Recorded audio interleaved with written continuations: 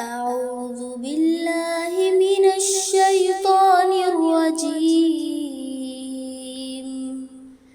بسم الله الرحمن الرحيم. سيقول السفهاء من الناس ما ولاهم عن قبلتهم التي كانوا عليها قل لله المشرق والمغرب يهدي من يشاء إلى صراط مستقيم. وكذلك جعلناكم أمة وسطا لتكونوا شهداء على الناس ويكون الرسول عليكم شهيدا. وما جعلنا القبلة التي كنت عليها إلا لنعلم من يتبع الرسول ممن ينقلب على عقبيه وإن كانت لكبيرة إلا على الذين هدى الله وما كان الله ليضيع إيمانكم إن الله بالناس لرؤوف رحيم. نحمده ونصلي على رسوله الكريم أما بعد فأعوذ بالله من الشيطان الرجيم بسم الله الرحمن الرحيم. السلام علیکم ورحمۃ اللہ وبرکاتہ. خوش آمدید کہتی ہوں میں آپ سب کو دور تفسیر کے اس سفر میں دوسرے دن میں. ارشاد باری تعالیٰ ہے فاذکرونی اذکرکم واشکروا لی ولا تکفرون. لہٰذا تم مجھے یاد کرو میں تمہیں یاد کروں گا اور میرا شکر ادا کرو کفران نعمت نہ کرو.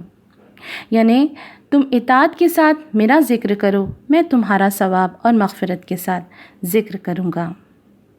حضرت معاذ بن جبل رضی اللہ تعالیٰ عنہ نے کہا ابن آدم نے کوئی ایسا عمل نہیں کیا جو اسے اللہ تعالیٰ کے عذاب سے اللہ تعالیٰ کے ذکر سے زیادہ نجات دینے والا ہے. جس طرح کسی پودے کو پانی دیا جاتا ہے جب تک اس پودے کو پانی ملتا رہے گا پودا سرسبز و شاداب رہے گا، اسی طرح عزیز بہنوں انسان جب تک ذکر کرتا رہے گا روحانی اعتبار سے سرسبز و شاداب رہے گا. سبحان اللہ. دور تفسیر وہ نایاب موقع ہے کہ جس سے ہم اپنی روحوں کو سیراب کرتے رہیں گے قرآن کے درس کے ساتھ انشاءاللہ. حدیث شریف میں آیا ہے کہ قیامت کے دن کچھ لوگ ایسے ہوں گے جن کے چہرے چمکتے ہوں گے اور چاند سے کہیں زیادہ منور ہوں گے اور ان کا ایک خاص مقام ہوگا. اللہ کے نبی صلی اللہ علیہ وسلم نے فرمایا کہ نہ وہ انبیاء ہوں گے اور نہ شہداء. نہ صحابہ کرام نے سوال کیا یا رسول اللہ وہ کون لوگ ہوں گے، آپ ان کی پہچان بتا دیجئے. آپ صلی اللہ علیہ وسلم نے فرمایا وہ ایسے لوگ ہوں گے جو مختلف خاندانوں سے، مختلف قبیلوں سے اور مختلف بستیوں سے آ کر ایک مقام پر جمع ہوئے ہوں گے اور ان کا جمع ہونا محض اللہ کے ذکر کے لیے ہوگا. سبحان اللہ. ہم بھی اس مجلس میں صرف اپنے رب کے ذکر کے لیے جمع ہیں. اللہ سبحانہ تعالیٰ ہم سب کو بہترین اجر عطا کرے. آئیے ہم آغاز کرتے ہیں آج کی تفسیر کا. السلام علیکم ورحمۃ اللہ وبرکاتہ. نحمد ونصلی علی رسولہ الکریم اما بعد فاعوذ باللہ من الشیطان الرجیم بسم اللہ الرحمن الرحیم. رب اشرح لی صدری ویسر لی امری واحلل عقدۃ من لسانی یفقہوا قولی. شروع اللہ کے نام سے جو بڑا مہربان نہایت ہی رحم کرنے والا ہے. نادان لوگ ضرور کہیں گے انہیں کیا ہوا کہ پہلے یہ جس قبلے کی طرف رک کر کے نماز پڑھتے تھے اس سے یکایک پھر گئے. اے نبی ان سے کہو مشرق اور مغرب سب اللہ کے ہے، اللہ جسے چاہتا ہے سیدھی راہ دکھاتا ہے۔ یہاں پہ جو دراصل بات شروع ہو رہی ہے وہ اس سے ہو رہی ہے کہ یہ جو حکم یہاں پہ آ رہا ہے وہ تحویل قبلہ کا حکم ہے۔ اللہ کے رسول صلی اللہ علیہ وسلم جب مکہ میں تھے تو آپ بیت اللہ کی طرف رک کر کے نماز پڑھایا کرتے تھے، اور آپ حتیم کی جانب کھڑے ہوتے تھے، اس طرح کھڑے ہوتے تھے کہ جب آپ حتیم کی طرف کھڑے ہوتے تو آپ بیت اللہ کی طرف رک کرتے، بیت اللہ آپ کے سامنے ہوتا، اور اسی طرح بیت المقدس بھی اسی ڈائریکشن میں آپ کے سامنے ہوتا۔ جب اللہ کے رسول صلی اللہ علیہ وسلم مدینہ آئے تو وہاں اہل کتاب اپنی عبادت میں بیت المقدس کی طرف رک کر کے عبادت کیا کرتے تھے۔ اللہ تعالیٰ نے بھی مسلمانوں کو حکم دیا کہ وہ بھی نماز اپنا کہاں پہ بیت المقدس کی طرف رک کر کے نماز پڑھے۔ اللہ کے رسول صلی اللہ علیہ وسلم نے کچھ 16 یا 17 مہینے اس طرح بیت المقدس کی طرف رک کر ہی نماز پڑھائی۔ اب جب اللہ تعالیٰ نے تحویل قبلہ کا حکم بھیجا تو لوگوں میں ایک شور، ایک ہنگامہ اٹھا کہ یکایک مسلمانوں کو کیا ہو گیا کہ یہ اپنا قبلہ چینج کر رہے ہیں۔ پہلے تو کسی اور ڈائریکشن میں پڑھتے تھے، اب یہ کیا کر رہے ہیں، کسی اور ڈائریکشن میں پڑھ رہے ہیں۔ لیکن بات دراصل یہ ہے کہ ہر دور میں ہی ہم دیکھ سکتے ہیں کہ جب بھی کوئی ایسی نیو چینج یا ایسی کوئی خبر، سنسنی خیز خبر آتی ہے تو کیا ہوتا ہے، لوگوں میں ایک ہنگامہ، ایک شور اٹھتا ہے۔ اگر آپ نے دیکھا ہوگا کہ ٹی وی پہ بھی کبھی کوئی بریکنگ نیوز آتی ہے نا، تو نیوز چینل پہ آپ دیکھیں گے 4-5 لوگ ہیں، وہ اسی ایک بریکنگ نیوز کو لے کر بحث ہوتی رہتی ہے، کوئی کچھ کہتا ہے تو کوئی کچھ کہتا ہے، اور ہم کوئی بھی چینج ایزیلی ایکسیپٹ نہیں کر پاتے ہیں۔ اگر آپ دیکھ لیجئے کہ آپ کو جس جگہ سونے کی عادت ہوتی ہے، اگر آپ کو وہاں پہ سونے نہیں ملے تو کیا ہوتا ہے، نئی جگہ، آپ کی جگہ چینج ہو جائے تو کیا ہوتا ہے، آپ کو سونے، آپ کو نیند نہیں آتی۔ اسی طرح کوئی بھی آپ کی استعمال کی چیزیں، مان لیجیے آپ کی چپل، فٹ ویئر ہی کیوں نہ ہو، جس کو پہن کے آپ جاتے ہیں باہر، اگر آپ کو وہ نہیں ملا، اگر آپ کو نہیں مل رہی، کسی اور کی پہن کے جانی پڑے تو کیا ہوتا ہے، آپ کو بہت انکمفرٹیبل فیل ہوتا ہے۔ تو یہ ساری چیزیں ہم دیکھتے ہیں کہ چھوٹی چھوٹی چیزیں بھی جو ہوتی ہے، اگر ہمارے اندر لائف میں چینج آتا ہے تو کیا ہوتا ہے، ہمیں مشکلات فیس کرنی پڑتی ہیں۔ تو یہاں پہ کیا ہوا تھا، یہ ایک بڑا چینج تھا، اور لوگوں میں بحث تھی کہ یہ کیا ہو گیا ہے۔ تو اللہ تعالیٰ لوگوں کے اس بحث میں مسلمانوں کو بھی بحث کرنا نہیں سکھا رہے۔ اللہ تعالیٰ کیا فرما رہے کہ کہہ دو مشرق اور مغرب اللہ ہی کے لیے ہے۔ اس وقت بھی اللہ کا حکم تھا، اور اس وقت جب چینج آیا تب بھی اللہ کا حکم ہے۔ اللہ تعالیٰ دراصل یہ دیکھنا چاہتا ہے کہ اس کے بندوں میں سے اس کی اطاعت کون کرتا ہے۔ اور اسی طرح تو ہم نے مسلمانوں کو ایک امت وسط بنایا تاکہ تم دنیا کے لوگوں پر گواہ ہو اور رسول تم پر گواہ ہو۔ پہلے جس طرف تم رخ کرتے تھے اس کو تو ہم نے صرف یہ دیکھنے کے لیے قبلہ مقرر کیا تھا کہ کون رسول کی پیروی کرتا ہے اور کون الٹا پھر جاتا ہے۔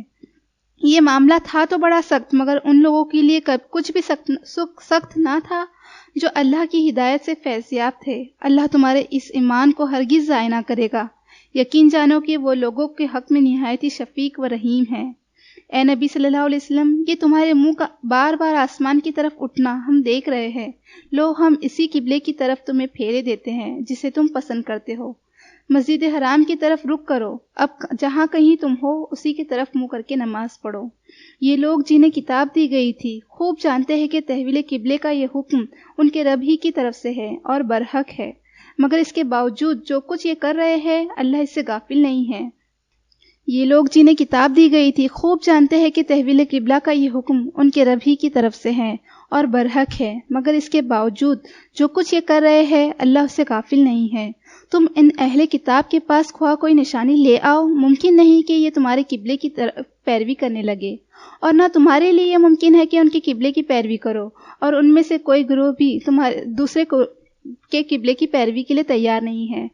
اگر تم نے اس علم کے آنے کے بعد جو تمہارے پاس آ چکا ہے ان کی خواہشات کی پیروی کی تو یقیناً تمہارا شمار ظالموں میں سے ہوگا۔ جن لوگوں کو ہم نے کتاب دی وہ اس مقام کو جسے قبلہ بنایا گیا ہے ایسا پہچانتے ہیں جیسے اپنی اولاد کو پہچانتے ہیں، مگر ان میں سے ایک گروہ جانتے بوجھتے حق کو چھپا رہا ہے۔ یہ قطعی ایک امر حق ہے تمہارے رب کی طرف سے، لہٰذا اس کے متعلق تم ہرگز کسی شک میں نہ پڑو۔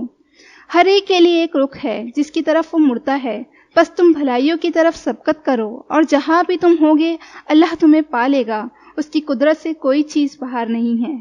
اب یہاں پہ جو بات آ رہی ہے کہ اللہ تعالیٰ فرما رہے اس آیت میں کہ ہر ایک کے لیے ایک رخ ہے جس کی طرف وہ مڑتا ہے، یعنی ہر ایک انسان کے لیے اس کا ایک سینٹر آف لائف ہوتا ہے، اس کا ایک گول ہوتا ہے۔ کچھ چیزیں ایسی ہوتی ہیں جو ہماری لائف کا ایک مقصد ہوتا ہے، ہم اسی کی طرف جو ہے ہماری ساری توجہ ہے، پرائیورٹیز ہے، ہماری ساری ایکٹیویٹیز اسی کی طرف ہوتی ہے. مثال کے طور پہ اگر ایک ماں ہے تو اس کی پرائیورٹیز، اس کا سینٹر آف لائف، اس کی زندگی کے سارے معاملات، سب کچھ کیا ہوتا ہے؟ اس کا گھر، اس کا بچہ. وہ کہیں پہ بھی چلی جائے اس کی فکر کیا ہوگی کہ میرا بچہ کیا کر رہا ہوگا، میرے گھر میں کیا ہو رہا ہوگا. اس کی ساری ایکٹیویٹیز جو ہے اسی کے حساب سے پلاننگ ہوتی ہے اور اسی کے حساب سے وہ کرتی ہے. اسی طرح کچھ لوگوں کا سینٹر آف لائف، ان کا گول کیا ہوتا ہے؟ ان کا جاب، ان کا کریئر. وہ کہیں بھی اٹھے بیٹھے، کس فیملی کی مجلس ہو یا دوستوں کی مجلس ہو، تو کیا ہوتا ہے؟ ان کے ذہن میں بس یہی چلتا ہے کہ ان کا کام، ان کا کریئر، وہ کس طرح اس میں ترقی کرے. اسی طرح کچھ لوگوں کی توجہ، ان کا سینٹر آف لائف، ان کا گول آخرت ہوتی ہے. ان کو چین نہیں ملتا جب تک کہ وہ اپنی آخرت کے لیے کچھ نہ کچھ نہ کرے.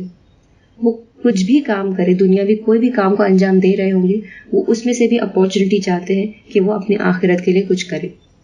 تو اللہ تعالیٰ یہاں پہ فرما رہے ہیں کہ ہر ایک کے لیے کیا ہے؟ ایک سینٹر آف لائف ہے جس کی طرف وہ پلٹتا ہے. ہر ایک کی ایکٹیویٹی کسی چیز کے ارد گرد گھومتی رہتی ہے. لہٰذا تم کو کیا کرنا ہے؟ تم کو اپنا سینٹر آف لائف آخرت اور جنت بنانا ہے اور اس کی طرف کوشش کرنا ہے اور نیکیوں میں سبقت کرنا ہے، دوڑنا ہے، کمپٹیشن کرنا ہے. کمپٹیشن تو ہر کوئی کرتا ہے نا، آج کا دور ہی کمپٹیشن کا ہے. ہر کوئی ایک دوسرے سے آگے بڑھنے کی ریس لگاتا ہے. کچھ لوگ تو ظاہر کرتے ہیں اس چیز کو کہ ہم تم سے ریس لگا رہے ہیں، ہم تم سے کمپٹیشن کر رہے ہیں. کچھ لوگ خاموش طور پر دوسرے سے کمپٹیشن رکھتے ہیں. یعنی ہر کوئی ایک دوسرے کے ساتھ مقابلہ کر رہا ہے. تو ہم کو کیا کرنا ہے؟ سب سے ہیلدی کمپٹیشن جو اللہ تعالیٰ فرما رہے ہیں وہ یہ ہے کہ تم آخرت کے لیے نیکیوں میں سبقت کرو، دوڑو اور کوشش کرو. تو یہاں پہ اللہ تعالیٰ کیا فرما رہے ہیں؟ ہر ایک کا ایک گول ہوتا ہے اور وہ اسی کی طرف دوڑتا ہے. لہٰذا ہم کو کیا کرنا ہے؟ ہم کو آخرت کی فلاح اور کامیابی کے لیے کوشش کرنا ہے.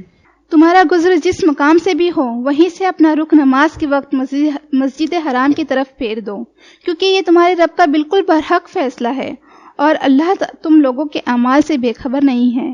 اور جہاں بھی تمہارا گزر ہو، اپنا رخ مسجد حرام ہی کی طرف پھیرا کرو. جہاں بھی تم ہو اسی کی طرف منہ کر کے نماز پڑھو، تاکہ لوگوں کو تمہارے خلاف کوئی حجت نہ ملے.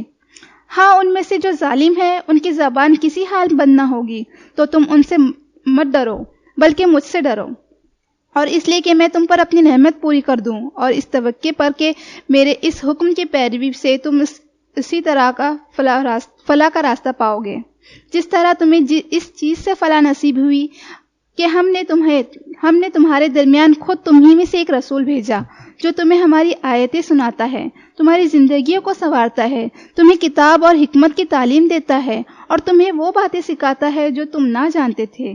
لہٰذا تم مجھے یاد رکھو، میں تمہیں یاد رکھوں گا، اور میرا شکر ادا کرو، کفران نعمت نہ کرو. اے لوگو جو ایمان لائے ہو، صبر اور نماز سے مدد لو، اللہ صبر کرنے والوں کے ساتھ ہے. یہاں پہ دیکھیے ایک بہت ہی بہترین آیت آ رہی ہے کہ اللہ سبحانہ تعالیٰ کیا فرما رہے ہیں کہ اے لوگوں کیا کرو کہ صبر اور نماز سے مدد حاصل کرو. یہاں پہ بات جو آ رہی ہے وہ صبر اور نماز کی امپورٹنس بتائی جا رہی ہے.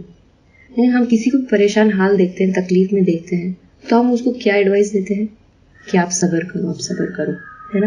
ہم کیا سوچتے ہیں صبر کے بارے میں؟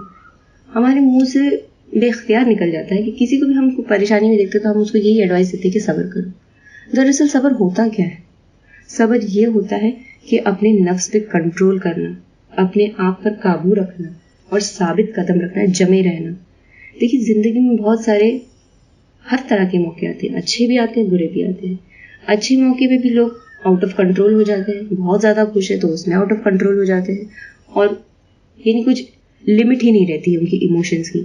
اسی طرح جب معاملہ مشکل ہوتا ہے، کوئی پریشانی، کوئی تکلیف، کوئی مصیبت آتی ہے تو کیا ہوتا ہے؟ انسان اس میں بھی ڈسٹرب ہو جاتا ہے. کبھی تو بہت زیادہ ناراض اور خفا ہو جاتا ہے، کبھی غصہ ہو جاتا ہے. تو کیا ہوتا ہے؟ وہ اپنے آپ کو، اپنے ایموشنز پہ کنٹرول نہیں رکھ سکتا.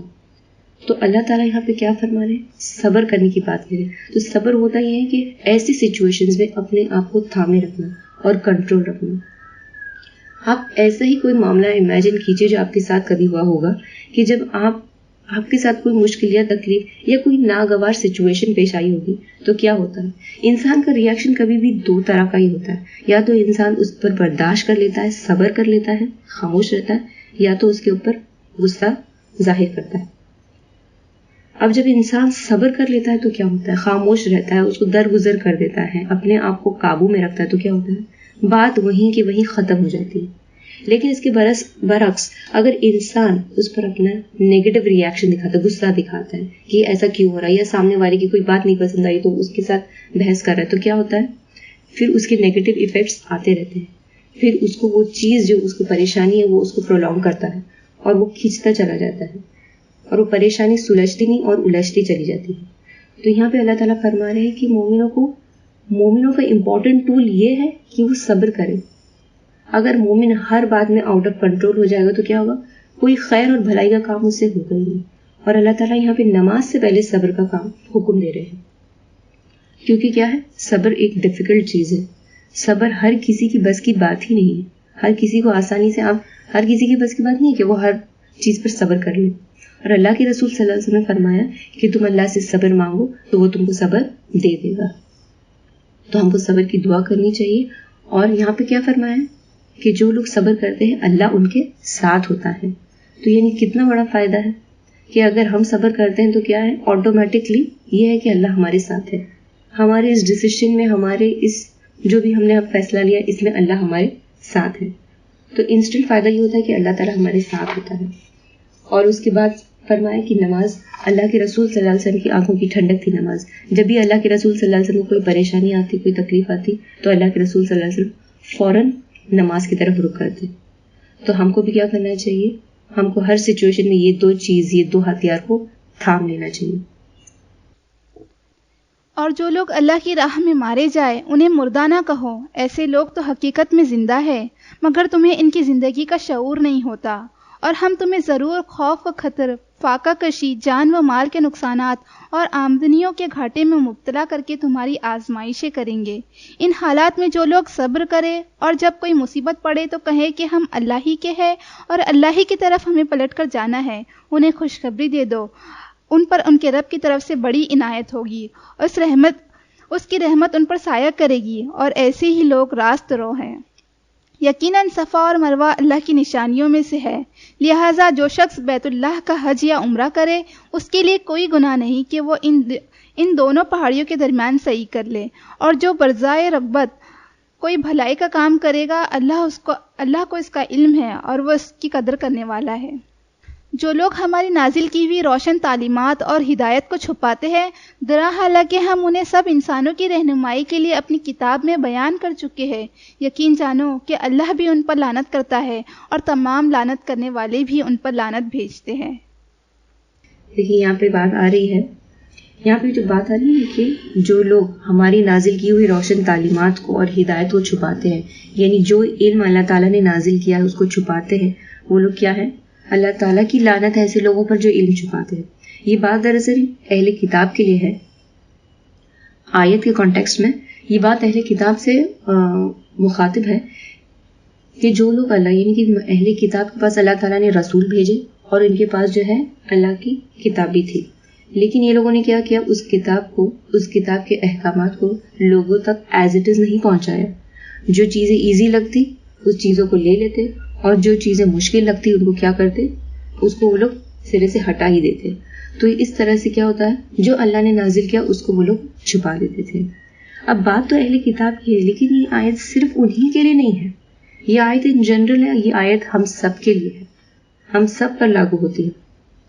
اب دیکھیے یہ بات ہو رہی ہے کہ جو علم اللہ نے نازل کیا ہے، اسپیسیفکلی بات دین کی ہو رہی ہے. جو دین کا علم ہے، اگر آپ کے پاس قرآن کا کچھ علم ہے، دین کا کچھ علم ہے اور آپ اس کو چھپاتے ہیں تو ایسے لوگوں کے بارے میں اللہ تعالیٰ کیا فرمانا؟ اللہ کی لعنت ہے. اور لعنت کا مطلب کیا ہوتا ہے؟ کہ اللہ کی رحمت سے دوری.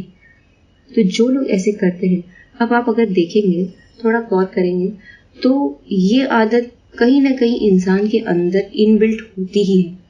اگر آپ نے غور کیا ہوگا تو لوگوں میں ایک یہ ہیبٹ ہوتی ہے، سب کی بات نہیں ہو رہی لیکن کچھ ایسے لوگ ہوتے ہیں کہ جو علم چھپاتے ہیں. جیسے کہ فار ایگزامپل مان لیجیے کہ آپ کے پاس علم ہے، نالج ہے، اسکل ہے، آپ کھانا بہت اچھا بناتے ہیں، آپ کو ساری ٹرکس اور ٹیکٹکس پتہ ہے کہ کوئی بھی یہ ڈش ہے اس میں کس طرح سے یہ ٹرک کرنے سے وہ چیز پرفیکٹ جو ہے تیار ہو جاتی ہے. آپ کے سامنے کوئی وہی چیز بنا رہا ہے لیکن وہ کچھ غلطی کر رہا ہے، وہ چیز نہیں کر رہا ہے جس سے وہ چیز صحیح بن سکتی ہے. تو آپ کیا کرتے ہیں؟ آپ چپ چاپ ایک میئر اسپیکٹیٹر بن کے دیکھتے رہتے ہیں. اور پھر کیا ہے، ایسے بھولے بندے جیسے آپ کو کچھ پتہ ہی نہیں. آپ ایسے کیوں کرتے ہیں؟ کرنے دو اس کو، تب سمجھ میں آئے گا. تو یہ کیا ہوتا ہے، آپ کے پاس علم تھا، آپ اس کے نقصان سے اس کو روک سکتے تھے، لیکن کیا ہے، آپ صرف بس دیکھتے رہتے ہیں. تو یہ بھی علم چھپانا ہو. کچھ لوگ ایسے ہوتے ہیں کہ جب ان سے کوئی سوال کیا جاتا ہے کہ بھائی ایسا ایسے اس کے بارے میں بتائیے، کچھ اوپینین لی جاتی ہے، تو کیا کرتے ہیں؟ نہیں دیتے، صحیح سے گائیڈ بھی نہیں کرتے. کیوں؟ کرنے تو پتا ان کو، خود پتا چل جائے گا. اور کچھ لوگ میں سستی سے نہیں بتاتے، اور کچھ لوگوں میں تو یہ چیز آتی ہے کہ اگر میں نے اس کو بتا دیا تو کہیں یہ مجھ سے آگے نہ نکل جائے. تو ایسے لوگ، یہ تو دنیا کی چھوٹی چھوٹی باتیں ہیں.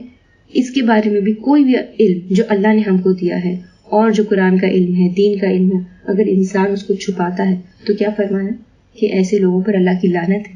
اللہ کے رسول صلی اللہ علیہ وسلم نے اپنے آخری خطبے میں کیا کہا تھا کہ جو لوگ یہاں پر موجود ہیں وہ یہ ساری باتیں ان لوگوں تک پہنچاؤ جو یہاں پر موجود نہیں ہیں. یعنی علم کو آگے فارورڈ کرنا ہے، صحیح علم کو دوسروں تک پہنچانا ہے. اور علم کو پہنچانا ہے، خواہ ایک آیت ہی آپ کو پتا ہے، ایک آیت ہی کیوں نہ آپ کو پتا ہو، کیا کرنا ہے، ہم کو دوسروں تک پہنچا دینا ہے. علم کو چھپا چھپا کے نہیں رکھنا ہے. آپ بتائیے، اگر دنیا کا علم جب انسان حاصل کرتا ہے، اگر ایک انسان ڈاکٹر کی پڑھائی کرتا ہے، ڈاکٹر بن جاتا ہے، تو کہ وہ سارا علم لے کر گھر پہ بیٹھ جاتا ہے؟ نہیں، وہ اس چیز کو اپلائی کرتا ہے، وہ اس علم کو اپلائی کرتا ہے. وہ ایک ڈاکٹر بنتا ہے، لوگ اس کے پاس آتے ہیں، اپنی تکلیف بتاتے ہیں، تو وہ اس کا سلیوشن دیتا ہے. دیکھیے یہ پرابلم تھی آپ کی، یہ آپ کو نہیں کرنا ہے، یہ چیزیں آپ کو کرنی ہے. تو نالج وہی اچھا ہے جو کیا ہے، نفع دے. تو جو علم آپ کے پاس صحیح علم ہے، آپ کو کیا کرنا ہے، وہ دوسروں تک پہنچانا ہے. کیونکہ اگر ہم ایسا نہیں کرتے ہیں، ہم علم کو چھپاتے ہیں، صرف اپنے تک رکھتے ہیں، تو ایسے لوگوں کے لیے بہت سخت بات آئی ہے کہ اللہ کی لعنت ہے ایسے لوگوں پر. البتہ جو اس روش سے باز آ جائے اور اپنے طرز عمل کی اصلاح کر لے اور جو کچھ چھپاتے ہیں اسے بیان کرنے لگے، ان کو میں معاف کر دوں گا، اور میں بڑا درگزر کرنے والا، رحم کرنے والا ہوں. جن لوگوں نے کفر کا رویہ اختیار کیا اور کفر کی حالت میں ہی جان دی، ان پر اللہ اور فرشتوں اور تمام انسانوں کی لعنت ہے. اسی لعنت زدگی کی حالت میں وہ ہمیشہ رہیں گے. نہ ان کی سزا میں تخفیف ہوگی اور نہ انہیں پھر کوئی دوسری مہلت دی جائے گی. تمہارا خدا ایک ہی خدا ہے، اس رحمان اور رحیم کے سوا کوئی اور خدا نہیں ہے. اس حقیقت کو پہچاننے کے لیے اگر کوئی نشانی اور علامت درکار ہے تو جو لوگ عقل سے کام لیتے ہیں ان کے لیے آسمانوں اور زمین کی ساخت میں، رات اور دن کے پہم ایک دوسرے کے بعد آنے میں، ان کشتیوں میں جو انسان کے لیے نفع کی چیزیں لیے ہوئے ہیں، دریاؤں اور سمندروں میں چلتی پھرتی ہے، بارش کے اس پانی میں جسے اللہ اوپر سے برساتا ہے، پھر اس کے ذریعے سے مردہ زمین کو زندگی بخشتا ہے، اور اپنے اسی انتظام کی بدولت زمین میں ہر قسم کی جاندار مخلوق کو پھیلاتا ہے. ہواؤں کی گردش میں اور ان بادلوں میں جو آسمانوں اور زمین کے درمیان تابع فرمان بنا کر رکھ دیے گئے ہیں، بے شمار نشانیاں ہیں، مگر وحدت خداوندی پر دلالت کرنے والے ان کھلے کھلے آثار کی ہوتے ہوئے بھی کچھ ایسے لوگ ہیں جو اللہ کے سوا دوسروں کو اس کا ہمسر اور مد مقابل بناتے ہیں، اور ان کے لیے ایسے گرویدہ ہے جیسے اللہ کے ساتھ گرویدگی ہونی چاہیے. حالانکہ ایمان رکھنے والے لوگ سب سے بڑھ کر اللہ کو محبوب رکھتے ہیں. کاش جو کچھ عذاب کو سامنے دیکھ کر انہیں سوجنے والا ہے وہ آج ہی ان ظالموں کو سوج جائے کہ ساری طاقتیں اور سارے اختیارات اللہ ہی کے قبضے میں ہیں، اور یہ کہ اللہ سزا دینے میں بہت سخت ہے. جب وہ سزا دے گا تو اس وقت کی کیفیت یہ ہوگی کہ وہی پیشوا اور رہنما جن کی دنیا میں پیروی کی گئی تھی اپنے پیرووں سے بے تعلقی ظاہر کریں گے، مگر سزا پا کر رہیں گے، اور ان کے سارے اسباب و وسائل کا سلسلہ کٹ جائے گا. اور وہ لوگ جو دنیا میں ان کی پیروی کرتے تھے کہیں گے کاش ہم کو پھر ایک موقع دیا جاتا، تو جس طرح آج یہ ہم سے بیزاری ظاہر کر رہے ہیں تو ہم بھی ان سے بیزاری ہو کر دکھاتے. یوں اللہ ان لوگوں کے وہ اعمال جو یہ دنیا میں کر رہے ہیں ان کے سامنے اس طرح لائے گا کہ یہ حسرتوں اور پشیمانیوں کے ساتھ ہاتھ ملتے رہیں گے، مگر آگ سے نکلنے کی کوئی راہ نہ پائیں گے. لوگوں، زمین میں جو حلال اور پاک چیزیں ہیں انہیں کھاؤ اور شیطان کے بتائے ہوئے راستے پر نہ چلو، وہ تمہارا کھلا دشمن ہے، تمہیں بدی اور فحش کا حکم دیتا ہے اور یہ سکھاتا ہے کہ تم اللہ کے نام پر وہ باتیں کہو جن کے متعلق تمہیں علم نہیں ہے کہ وہ اللہ نے فرمائی ہے. جب ان سے کہا جاتا ہے کہ اللہ کے جو احکام نازل کیے ہیں ان کی پیروی کرو تو جواب دیتے ہیں کہ ہم تو اسی طریقے کی پیروی کریں گے جس پر ہم نے اپنے باپ دادا کو پایا۔ اب دیکھیے یہ جو بات ہے نا، یہ بڑی کامن بات ہے. یہ چیز ہم خود نے بھی تجربہ کیا ہوگا کہ جب بھی انسان کو، کسی بھی انسان کو اگر اس کی اصلاح کی جاتی ہے دین کے ایسپیکٹ سے، جب اس کو بتایا جاتا ہے، اس کو کریکٹ کیا جاتا ہے کہ یہ جو آپ کر رہے ہیں نا یہ جائز نہیں ہے، یہ طریقہ نہیں ہے اسلام کا، تو لوگ کیا کہتے ہیں، ہمارے گھر میں تو ایسے ہی ہوتا ہے، ہمارے خاندان میں تو یہ ہوتا ہی ہے. اور کیا کہتے ہیں کہ ہمارے دادا اور ہمارے فیملی میں، ہمارے خاندان میں چلا آ رہا ہے تو یہ طریقہ تو ہم لوگ کرتے ہیں. ٹھیک ہے، اب بتائیے کہ باقی چیزوں میں جب کوئی بات آتی ہے دین کی تو باپ دادا کو لا کے کھڑا کر دیتے ہیں. باقی کسی چیز میں باپ دادا کی تو کوئی امپورٹنس ہے ہی نہیں. جب باپ دادا اگر کچھ ہم کو کہتے ہیں، اگر وہ زندہ حیات ہے اور وہ ہم سے کچھ کہے کچھ، تو لوگوں میں کیا ہوتا ہے کہ آپ خاموش رہیے اور یہ جنریشن گیپ ہے، آپ ہماری باتیں نہیں سمجھ سکتے. تو ایسے دنیا کے معاملات میں ان کی کوئی رائے نہیں لی جاتی. اب بتائیے ہمارے باپ دادا جن حویلیوں میں رہتے تھے، کیا ہم ویسے گھروں میں رہتے ہیں؟ جس طرح کے کھانے وہ کھاتے تھے کیا آج ہم اس طرح کے کھانے پسند کرتے ہیں؟ جس طرح کی ان کی لائف سٹائل تھی کیا ویسی لائف سٹائل ہماری ہے؟ جس طرح کا ان کا سوشل لائف تھا کیا ہماری سوشل لائف ویسی ہے؟ ہم کہیں بھی ان کو فالو نہیں کرتے. لوگ ایڈوانس ہوتے ہیں اور وقت کے ساتھ بدلتے ہیں. بس جب دین کی بات آتی ہے اور جب لوگوں کی اصلاح کی جاتی ہے تو لوگ کیا کہتے ہیں کہ ہم تو وہی کریں گے جو ہمارے باپ دادا کرتے تھے. یہ اس وقت بھی تھا اور آج کے دور میں بھی یہ چیز اپلیکیبل ہے. لوگ اس طرح کہتے ہیں. تو ہم کو عقل سے کام لینی چاہیے کہ اگر ہمارے باپ دادا کو علم نہیں تھا تو کیا پھر بھی ہم ان کے ہی طریقے کو فالو کریں گے؟ اچھا، اگر ان کے باپ دادا نے عقل سے کچھ کام نہ لیا ہو اور راہ راست نہ پائی ہو، کیا پھر بھی یہ انہی کی پیروی کیے چلے جائیں گے؟ یہ لوگ جنہیں نے خدا کے بتائے ہوئے طریقے پر چلنے سے انکار کر دیا، ان کی حالت بالکل ایسی ہے جیسے چرواہا جانوروں کو پکارتا ہے اور ہانک پکار کی صدا کے سوا کچھ نہیں سنتے. یہ بہرے ہیں، گونگے ہیں، اندھے ہیں، ان کے لیے کوئی بات اس کی سمجھ میں نہیں آتی. اے لوگو جو ایمان لائے ہو، اگر تم حقیقت میں اللہ ہی کی بندگی کرنے والے ہو تو جو پاک چیزیں ہم نے تمہیں بخشی ہے انہیں بے تکلفی سے کھاؤ اور اللہ کا شکر ادا کرو. دیکھیے یہاں بات ہے، اللہ تعالیٰ ایمان والوں سے خطاب کر کے کہہ رہے ہیں کہ اے ایمان والو، جو چیزیں پاک ہم نے تمہارے لیے نازل کی ہیں، جو چیزیں ہم نے تمہیں دی ہیں، بخشی ہیں، کیا کرو انہیں بے تکلف کھاؤ. بات کھانے کی آ رہی ہے. تو یہاں پہ اللہ تعالیٰ کی رحمت اور محبت کا ذکر ہے. اللہ تعالیٰ یہاں پہ ہماری صحت کی حفاظت کی امپورٹنس ہمیں بتا رہے ہیں. اور یہاں پہ ایک چیز دھیان دینے کی یہ ہے کہ حلال چیز کھانے کے لیے کہا جا رہا ہے اور طیب چیز. یعنی اگر ایک چیز ہمارے لیے حلال ہے، حلال کی کیٹیگری میں آتی ہے، یعنی ہم وہ کھا سکتے ہیں، لیکن وہ طیب بھی ہونا چاہیے. یعنی وہ جس کمائی سے آیا ہے وہ بھی کیا ہونی چاہیے، وہ بھی حلال ہونی چاہیے. یعنی اگر ایک حلال چیز حرام کمائی سے کمائی گئی، خریدی گئی ہو تو وہ کیا ہے، وہ طیب نہیں ہوتا. ٹھیک ہے، تو یہاں پہ اللہ تعالیٰ کیا فرما رہے ہیں کہ جو چیزیں ہم نے تمہیں دی ہیں، جو چیزیں ہم نے تمہیں بخشی ہیں، کبھی غور کیا ہے اس زمین کی طرف، اس مٹی کی طرف؟ مٹی ہوتی تو ایک ہی جیسی، لیکن بے شمار چیزیں اس سے نکلتی ہیں. کتنے خزانے اگلتی ہے یہ زمین. اگر آپ غور کریں، کبھی ویجیٹیبل مارکیٹ، فروٹ مارکیٹ میں آپ چلے جائیں تو کتنی ورائٹی نظر آتی ہے. اور کبھی غور کیجئے کہ یہ ساری چیزیں اللہ نے اگائی ہیں، زمین سے نکلی یہ ساری چیزیں، اور کس کے لیے؟ انسانوں کے لیے. اور ہر ایک چیز میں اتنی ورائٹی اللہ تعالیٰ، اور اتنی خوبصورتی. دیکھیں اگر اللہ تعالیٰ چاہتا تو یوں پھینک دیتا زمین پر، بکھیر دیتا، جاؤ چنو اٹھا کے کھاؤ. پر اللہ تعالیٰ نے کتنی خوبصورتی سے دی ہے ہم کو ساری چیزیں، کتنی بہترین پیکنگ میں آتی ہے ساری چیزیں. اگر آپ دیکھیں کہ نیچرلی جو پیکنگ میں آتی ہے، اور ہر ایک چیز میں، ایک پھل ہے، ایک سیب ہے تو اس میں اتنی ورائٹی، آم ہے اس میں کتنی ورائٹی. یعنی ہر چیز میں اتنی ورائٹی اللہ تعالیٰ نے دی ہے. ایک جیسا بور ہونے کے لیے اللہ تعالیٰ نے ایک ہی جیسا چیز نہیں دی، بدل بدل کے. یعنی تمہارے لیے اتنی ساری چیزیں تھیں جو ہم نے تمہیں دی، اور شکر ادا کرو میرا.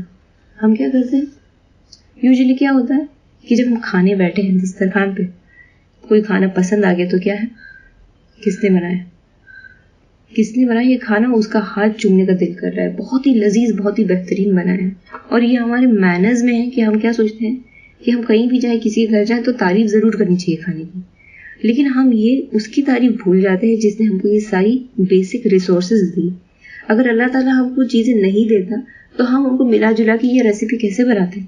ہم کہاں سے وہ تعریفیں بٹور پاتے؟ اصل تعریف اللہ کی ہے جس نے ساری چیزوں کو بنایا ہے، جس نے ہم کو یہ ساری چیزیں پرووائڈ کی ہے. تو اللہ تعالیٰ کیا فرمایا کہ تم کھاؤ، بے تکلف کھاؤ، لیکن کس کا؟ میرا شکر ادا کرو. اللہ ہی کی طرف سے اگر کوئی پابندی تم پر ہے تو وہ یہ ہے کہ مردار نہ کھاؤ، خون سے اور سور کے گوشت سے پرہیز کرو، اور کوئی چیز نہ کھاؤ جس پر اللہ کے سوا کسی اور کا نام لیا گیا ہو. اب بات یہاں پہ آ رہی ہے، پچھلی آیت میں آئی تھی کہ کھاؤ، بے تکلف کھاؤ، جو پاکیزہ چیزیں ہم نے تمہیں دی ہیں.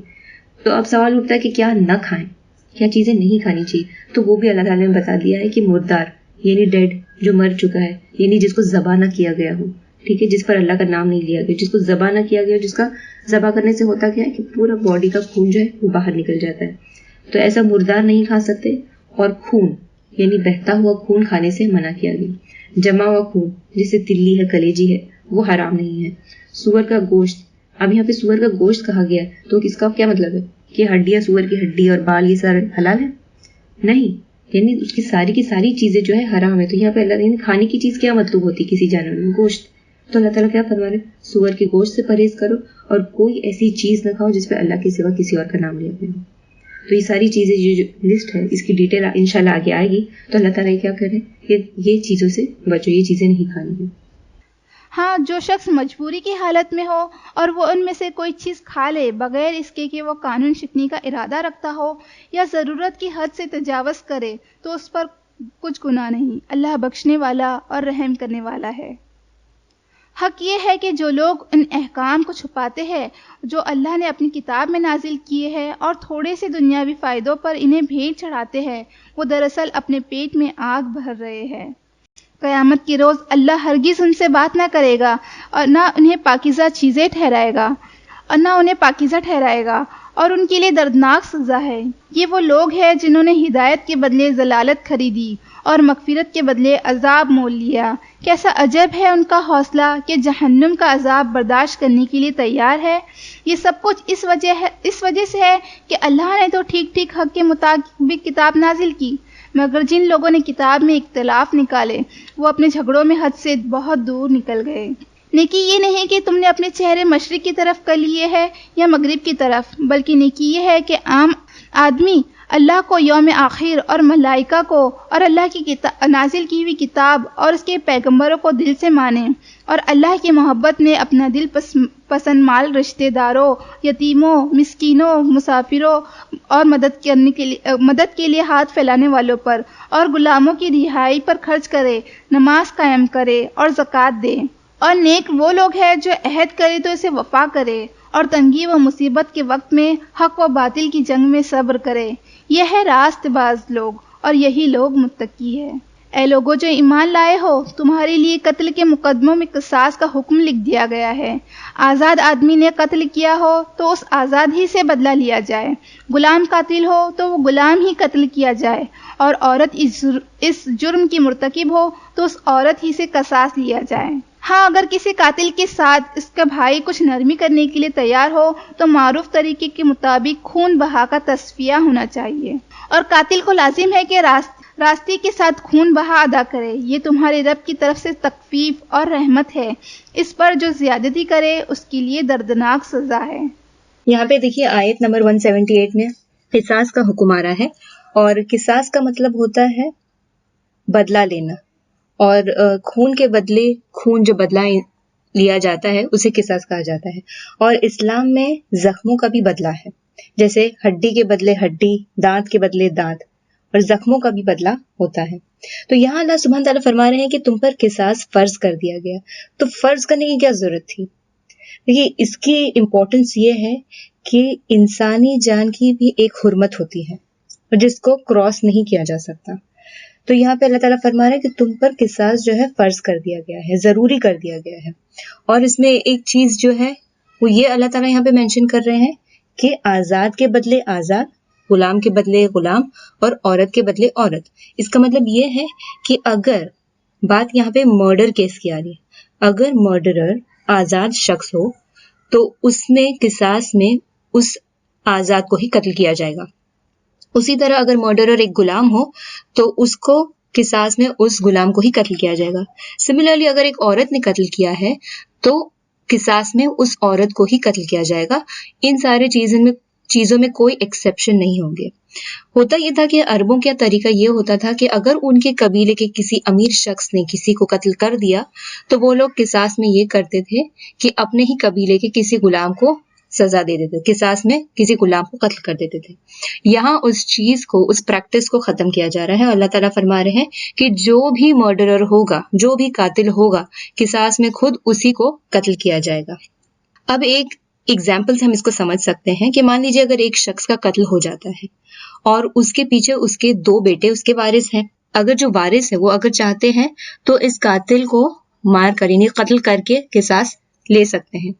سیکنڈ آپشن ان کے پاس یہ ہے، اگر یہ لوگ چاہتے ہیں کہ ہم خون کا بدلہ خون نہ لے کر ہم یہ کریں کہ ہم خون بہا لیتے ہیں، بلڈ منی لیتے ہیں، تو اس سے بھی بات بن سکتی ہے. اور یہ ہوگا کہ جو قاتل ہوگا وہ ان وارثوں کو جو خون بہا کی اماؤنٹ ہے، جو فکسڈ اماؤنٹ ہوتی ہے، وہ ان وارثوں کو دے گا. آپ کو پتا ہے ہر سال سعودی عربیہ میں یہ دیت کی اماؤنٹ جو ہے آفیشلی اناؤنس ہوتی ہے. اور اللہ تعالیٰ یہاں پہ ایک چیز اور مینشن کر رہے ہیں کہ یہ جو قاتل ہے وارثوں کو جو ہے یہ خون بہا کس طرح دے گا؟ احسان کے ساتھ دے گا. یعنی کہ ان کو ستائے گا نہیں، تکلیف نہیں دے گا. جو دن مقرر کیا گیا ہے اس دن جو ہے وہ وارثوں کو دے گا اور احسان کے ساتھ دے گا. احسان کا ورڈ آنے کا مطلب یہ ہے کہ یہ وارثوں نے اس کو قتل نہ کر کے خود قاتل پر ایک احسان کیا ہے، تو ایک فیور کیا ہے، تو اس کو بھی کیا چاہیے ان ریٹرن جب وہ خون بہا ادا کرے تو احسان کے ساتھ، ٹھیک ہے، اس طریقے سے وہ ادا کرے گا. اور اللہ تعالیٰ فرما رہے ہیں کہ یہ چیز، یہ حکم تمہارے لیے کیا ہے؟ اس میں تمہارے لیے زندگی ہے، یہ تمہارے لیے ہلکا گیا، تخفیف ہے اس میں. کیونکہ آپ دیکھیے یہود میں یہ ہوتا تھا کہ قصاص واجب تھا اور ان کے اندر خون بہا یعنی دیت نہیں تھی، تو ان کے اندر جو ہے اگر کسی نے قتل کر دیا تو اس کے بدلے میں کوئی اور آپشن نہیں ہے، اس کو قتل ہی کیا جائے گا. تو یہ چیز دیکھیے اللہ تعالیٰ نے رکھی ہے کہ اگر کوئی کسی کے عزیز کو کوئی قتل کر دیتا ہے تو اگر اس کے پاس کوئی آپشن نہیں ہوتا تو کیا ہوگا؟ یہ چیز اس کو تکلیف دیتی رہے گی اور پھر بعد میں اس سے اور زیادہ فتنے فساد ہو سکتے ہیں. تو یہ اللہ تعالیٰ فرما رہے ہیں کہ قصاص میں تمہارے لیے زندگی ہے. عقل و خرد رکھنے والوں، تمہارے لیے قصاص میں زندگی ہے. امید ہے کہ تم اس قانون کی خلاف ورزی سے پرہیز کرو گے. تم پر فرض کیا گیا ہے کہ جب تم میں سے کسی کو موت کا وقت آئے وہ اپنے پیچھے مال چھوڑ رہا ہو تو والدین اور رشتہ داروں کے لیے معروف طریقے سے وصیت کرے. یہ حق ہے متقی لوگوں پر. پھر جنہوں نے وصیت سنی اور بعد میں اسے بدل ڈالا تو اس کا گناہ بدلنے والوں پر ہوگا. اللہ سب کچھ سنتا اور جانتا ہے.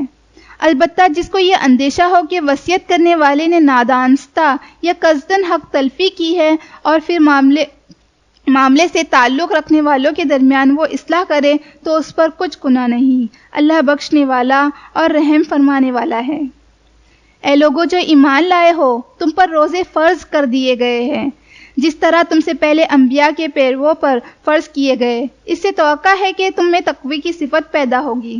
یہاں پہ آیت نمبر 183 میں فرمایا ہے کہ اے لوگو جو ایمان لائے ہو تم پر روزے جو ہے فرض کر دیے گئے ہیں. اور روزہ جو ہے، روزہ کا مطلب کیا ہوتا ہے؟ روزہ کا لٹرل میننگ ہی ہوتا ہے کہ رکنا. اب یہاں پہ اللہ تعالیٰ فرما رہے ہیں کہ تم پہ روزے فرض کر دیے گئے جیسے تم سے پہلے لوگوں پر روزے فرض تھے. تو یہ عبادت ہر دور میں جو فرض تھی. اور روزے رکھنے کا آبجیکٹو کیا ہوتا ہے؟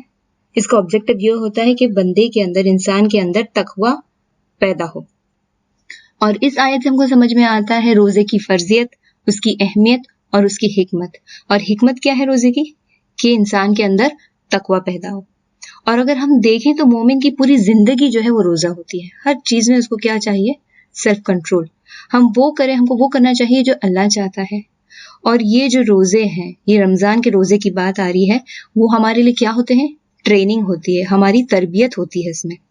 اور یہ جو بھی مشکلات آتے ہیں زندگی میں اس کے لیے ہم کو ایک طرح سے تیار کیا جاتا ہے. یہ ہمارے نفس کی ٹریننگ کا پیریڈ ہوتا ہے. بیسیکلی ہم کو روزے میں کن چیزوں سے رکنا پڑتا ہے؟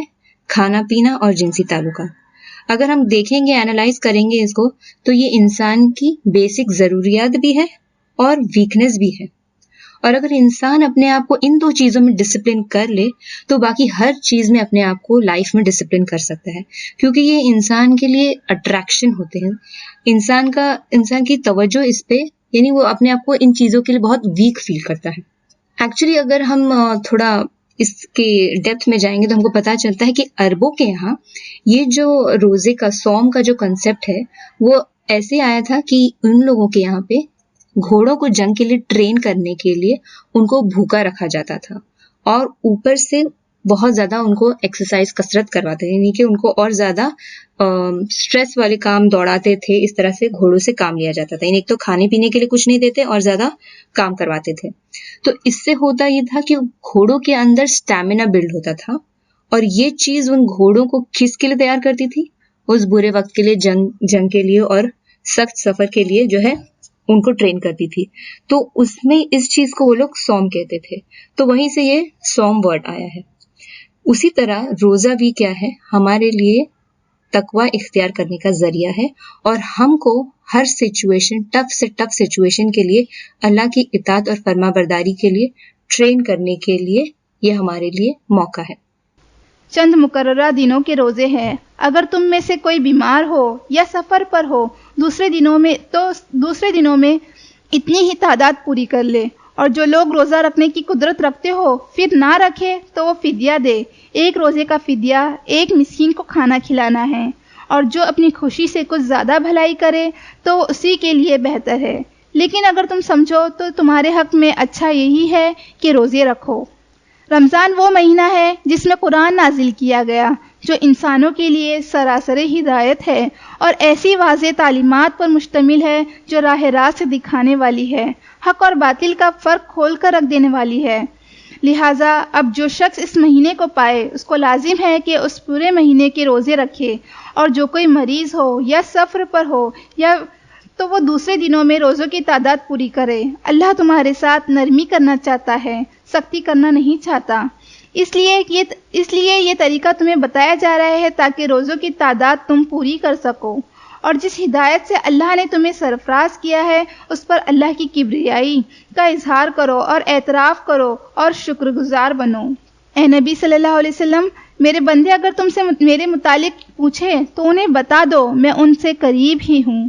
پکارنے والا جب مجھے پکارتا ہے تو میں اس کی پکار سنتا ہوں اور جواب دیتا ہوں. لہٰذا انہیں چاہیے کہ میری دعوت پر لبیک کہے اور مجھ پر ایمان لائے. یہ بات تم انہیں سنا دو، شاید کہ وہ راہ راست پالے. یہاں پہ دیکھیے آیت نمبر 186 میں آ رہا ہے کہ فَإِذَا سَأَلَكَ عِبَادِي، جب میرے بندے تم سے میرے متعلق پوچھے تو کہو کہ میں کیا ہوں؟ میں بالکل قریب ہوں. اب دیکھیے یہ صحابہ کے سوال ہوتے تھے، اس طرح سے وہ سوال کرتے تھے اللہ کے رسول صلی اللہ علیہ وسلم سے، کیونکہ باقی لوگ تو سوال کرتے نہیں تھے. ان لوگوں کو یعنی کہ جن کو زیادہ انٹرسٹ ہوتا دین کے بارے میں جاننے، کیوریوسٹی تھی کہ ہمارا رب کون ہے، کہ وہ ہماری پکار سنتا ہے، ہماری دعاؤں کو سنتا ہے. تو اللہ تعالیٰ بھی رپلائی کیا کر رہے ہیں، کیا جواب دے رہے ہیں کہ جب میرے بندے، میرے خاص بندے تم سے سوال کریں تو کیا جواب دو ان کو کہ کیا ہے؟ میں بالکل قریب ہوں اور میں پکارنے والے کی پکار سنتا ہوں. پکار کا مطلب کیا ہے کہ جب کوئی دعا کرتا ہے تو میں اس کی پکار یعنی جواب دیتا ہوں، دعا قبول کرتا ہوں. اور کون سی دعا قبول ہوتی ہے؟ دعا وہ قبول ہوتی ہے جو سچے دل سے، اخلاص، توکل کے ساتھ کی جائے، جس میں عاجزی بھی ہو اور گڑ گڑا کے اللہ کے سامنے اپنی نافرمانی اور اپنے گناہوں کا اظہار کرتے ہوئے جو ہے انسان دعا کرے. اور یہاں پہ دیکھیے ایک چیز ہم کو سمجھ میں آتی ہے جو ہمارے معاشرے میں بہت زیادہ کامن ہے. ہم جب اکثر ایسے کچھ لوگ ہیں ہمارے معاشرے میں، جب ان سے کہا جاتا ہے کہ آپ ڈائریکٹ اللہ سے مانگو، آپ کو کسی اور کے پاس کسی اور سفارشی کی ضرورت نہیں ہے، تو لوگ کیا جواب دیتے ہیں کہ کیا ہماری اتنی مجال کہ ہم اللہ سے ڈائریکٹ مانگے؟ ہم کہاں پہ اس درجے پہ ہیں کہ ہم اللہ سے ڈائریکٹ دعا مانگ سکتے ہیں؟ ہم کو تو کوئی سفارشی چاہیے، کوئی انٹرسیسر چاہیے جو ہماری پکار، ہماری دعا اللہ تک پہنچا سکے.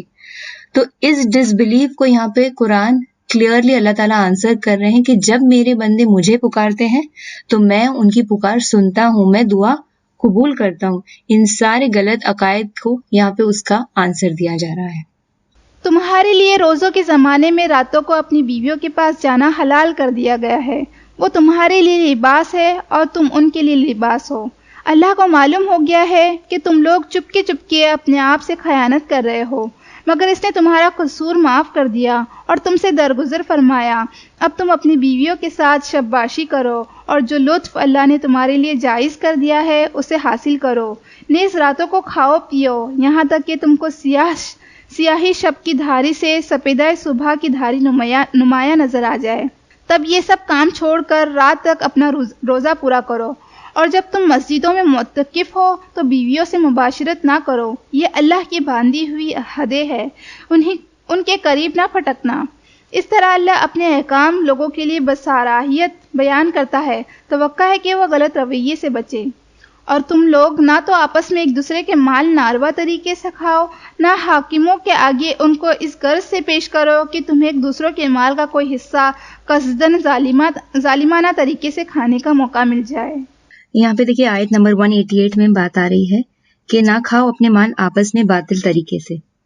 تو اس سے پہلے جو بات ہو رہی تھی وہ روزوں کی بات ہو رہی تھی، اور روزے میں کیا کرتے ہیں ہم؟ اللہ کے حکم سے حلال کو بھی چھوڑ دیتے ہیں، رک جاتے ہیں حلال سے بھی۔ تو یہاں پہ فرمایا جا رہا ہے کہ جس کے حکم سے تم حلال سے رک جاتے ہو تو اسی کے حکم سے حرام کو بھی چھوڑ دو۔ اور یہاں پہ کیا جو بات آ رہی ہے کہ اپنے مال آپس میں باطل ناحق طریقے سے مت کھاؤ۔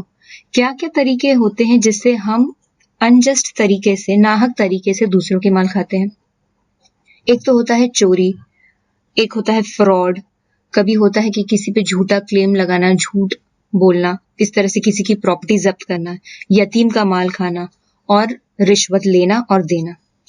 اب یہ ساری برائیاں تو ہوتی ہیں، غلط طریقے ہوتے ہیں، اور اس کو لوگوں نے بیوٹیفل نام دے کر اس کو کیا کر دیا ہے، اس کو گناہ کی کیٹیگری میں بھی نہیں ڈال دیا۔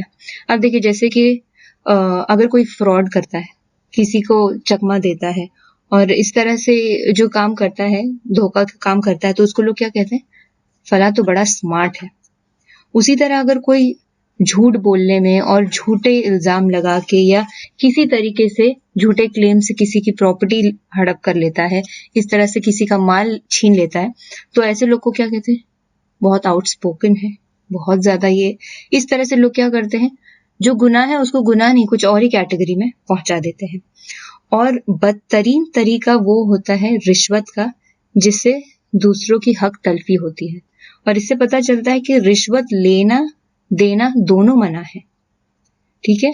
اور اس میں ہم کو سمجھ میں آتا ہے، جس طرح ہم نے پڑھا تھا کہ روزے کا مقصد کیا ہے، کہ ہمارے اندر تقوی پیدا ہو، اسی طرح جس کے اندر تقوی پیدا ہو جائے گا، اللہ کا خوف پیدا ہو جائے گا، تو وہ سبھی باقی غلط کام سے بھی رک جائے گا اور چھوڑ دے گا ان سب چیزوں کو۔ اے نبی صلی اللہ علیہ وسلم، لوگ تم سے چاند کی گھٹتی بڑھتی صورتوں کے متعلق پوچھتے ہیں، کہو یہ لوگوں کے لیے تاریخوں کی تعین کی اور حج کی علامتیں ہے۔ نیز ان سے کہو یہ کوئی نیکی کا کام نہیں ہے کہ تم اپنے گھروں میں پیچھے کی طرف داخل ہوتے ہو، نیکی تو اصل یہ ہے کہ آدمی اللہ کی ناراضگی سے بچے، لہٰذا تم اپنے گھروں میں دروازے ہی سے آیا کرو، البتہ اللہ سے ڈرتے رہو، شاید کہ تم فلاح نصیب ہو جائے، اور تم اللہ کی راہ میں ان لوگوں سے لڑو جو تم سے لڑتے ہیں، مگر زیادتی نہ کرو، اللہ زیادتی کرنے والوں کو پسند نہیں کرتا۔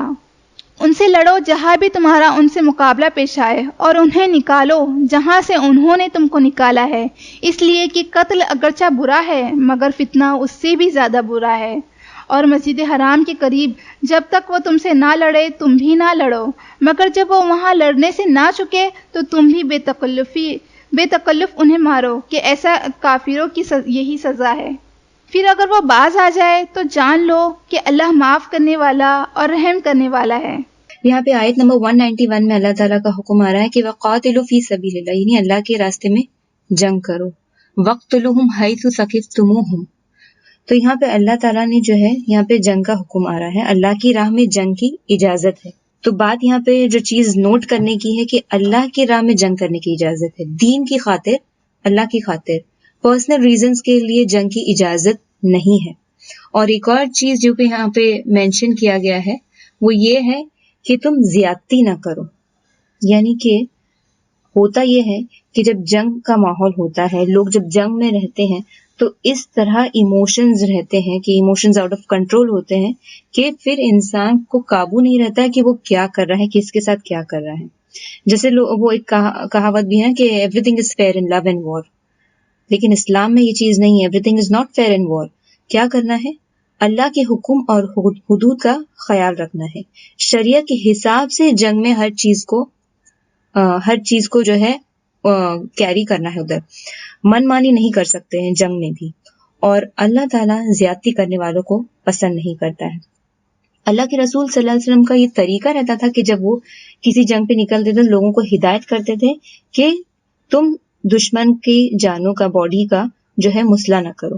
یعنی مسئلہ نہ کرو مطلب کیا ہوتا ہے کہ باڈی پارٹس کو وہ لوگ کاٹ دیا. یعنی اگر کوئی مر جاتا تو بس وہیں تک اس کو چھوڑ نہیں دیتے تھے، پھر اس کے باڈی پارٹس کو بھی وہ لوگ کاٹ دیتے تھے. یعنی ناک کاٹ دیا، ہاتھ کاٹ دیا، اس طرح سے کرتے تھے. اور پھر فرماتے تھے کہ غنیمت کا مال دھوکے سے نہ چوری کرو. اور اللہ کے رسول صلی اللہ علیہ وسلم ایک اور روایت میں یہ بات پتہ چلتی ہے کہ بچوں، عورتوں اور عبادت میں مصروف لوگوں کو نہ مارو. اس چیز کی بھی اللہ کے رسول صلی اللہ علیہ وسلم ہدایت کیا کرتے تھے. اب دیکھیے مسلمانوں کو اس آیت سمجھ میں آ رہا ہے کہ جنگ کی اجازت دی جا رہی ہے. مکہ میں جب تک مسلمان رہے 13 سال تک کیا ہوا ان کے ساتھ ٹارچر ہوا، بائیکاٹ ہوا، ان کے ساتھ کاروبار بند کر دیا گیا. اور اس وقت مسلمانوں کو حکم تھا صرف اور صرف صبر کرنے کا. اس وقت ان کو ریٹیلیٹ کرنے کا، جواب دینے کا، جنگ کرنے کی کوئی اجازت نہیں تھی. جب مسلمان مدینہ آئے، مدینہ میں ایک اسٹرانگ سوسائٹی بن گئی، اسلام مسلم سوسائٹی بن گئی. اب اللہ تعالیٰ جو ہے حکم دے رہے ہیں کہ اب تم ان سے لڑ سکتے ہو. لیکن جو بات یہاں پہ انڈر لائن کرنے والی ہے وہ یہ ہے کہ بھلے جنگ کی اجازت دی جا رہی ہے، اللہ تعالیٰ ایک اور چیز یہاں پہ فرما رہے ہیں کہ تم زیادتی نہ کرو. یعنی سامنے والے کا خیال رکھو اور اسلام کے اور اللہ کے حقوق اور حدود کا خیال رکھو. تم ان سے لڑتے رہو یہاں تک کہ فتنہ باقی نہ رہے اور دین اللہ کے لیے ہو جائے. پھر اگر وہ باز آ جائے تو سمجھ لو کہ ظالموں کے سوا اور کسی پر دست درازی روا نہیں. ماہ حرام کا بدلہ ماہ حرام ہی ہے اور تمام حرمتوں کے لحاظ برابری کا ساتھ ہوگا. لہٰذا جو تم پر دست درازی کرے تم بھی اسی طرح اس پر دست درازی کرو. البتہ اللہ سے ڈرتے رہو اور یہ جان رکھو کہ انہی لوگوں کے ساتھ ہے جو اس کی حدود توڑنے سے پرہیز کرتے ہیں. اللہ کی راہ میں خرچ کرو اور اپنے ہاتھوں اپنے آپ کو ہلاک میں نہ ڈالو. احسان کا طریقہ اختیار کرو، اللہ محسنوں کو پسند کرتا ہے. اللہ کی خوشنودگی کے لیے جب حج اور عمرے کی نیت کرو تو اسے پورا کرو، اور اگر کہیں گھر جاؤ تو جو قربانی میسر آئے اللہ کی جناب میں پیش کرو، اور اپنے سر نہ منڈو جب تک قربانی اپنی جگہ نہ پہنچ جائے.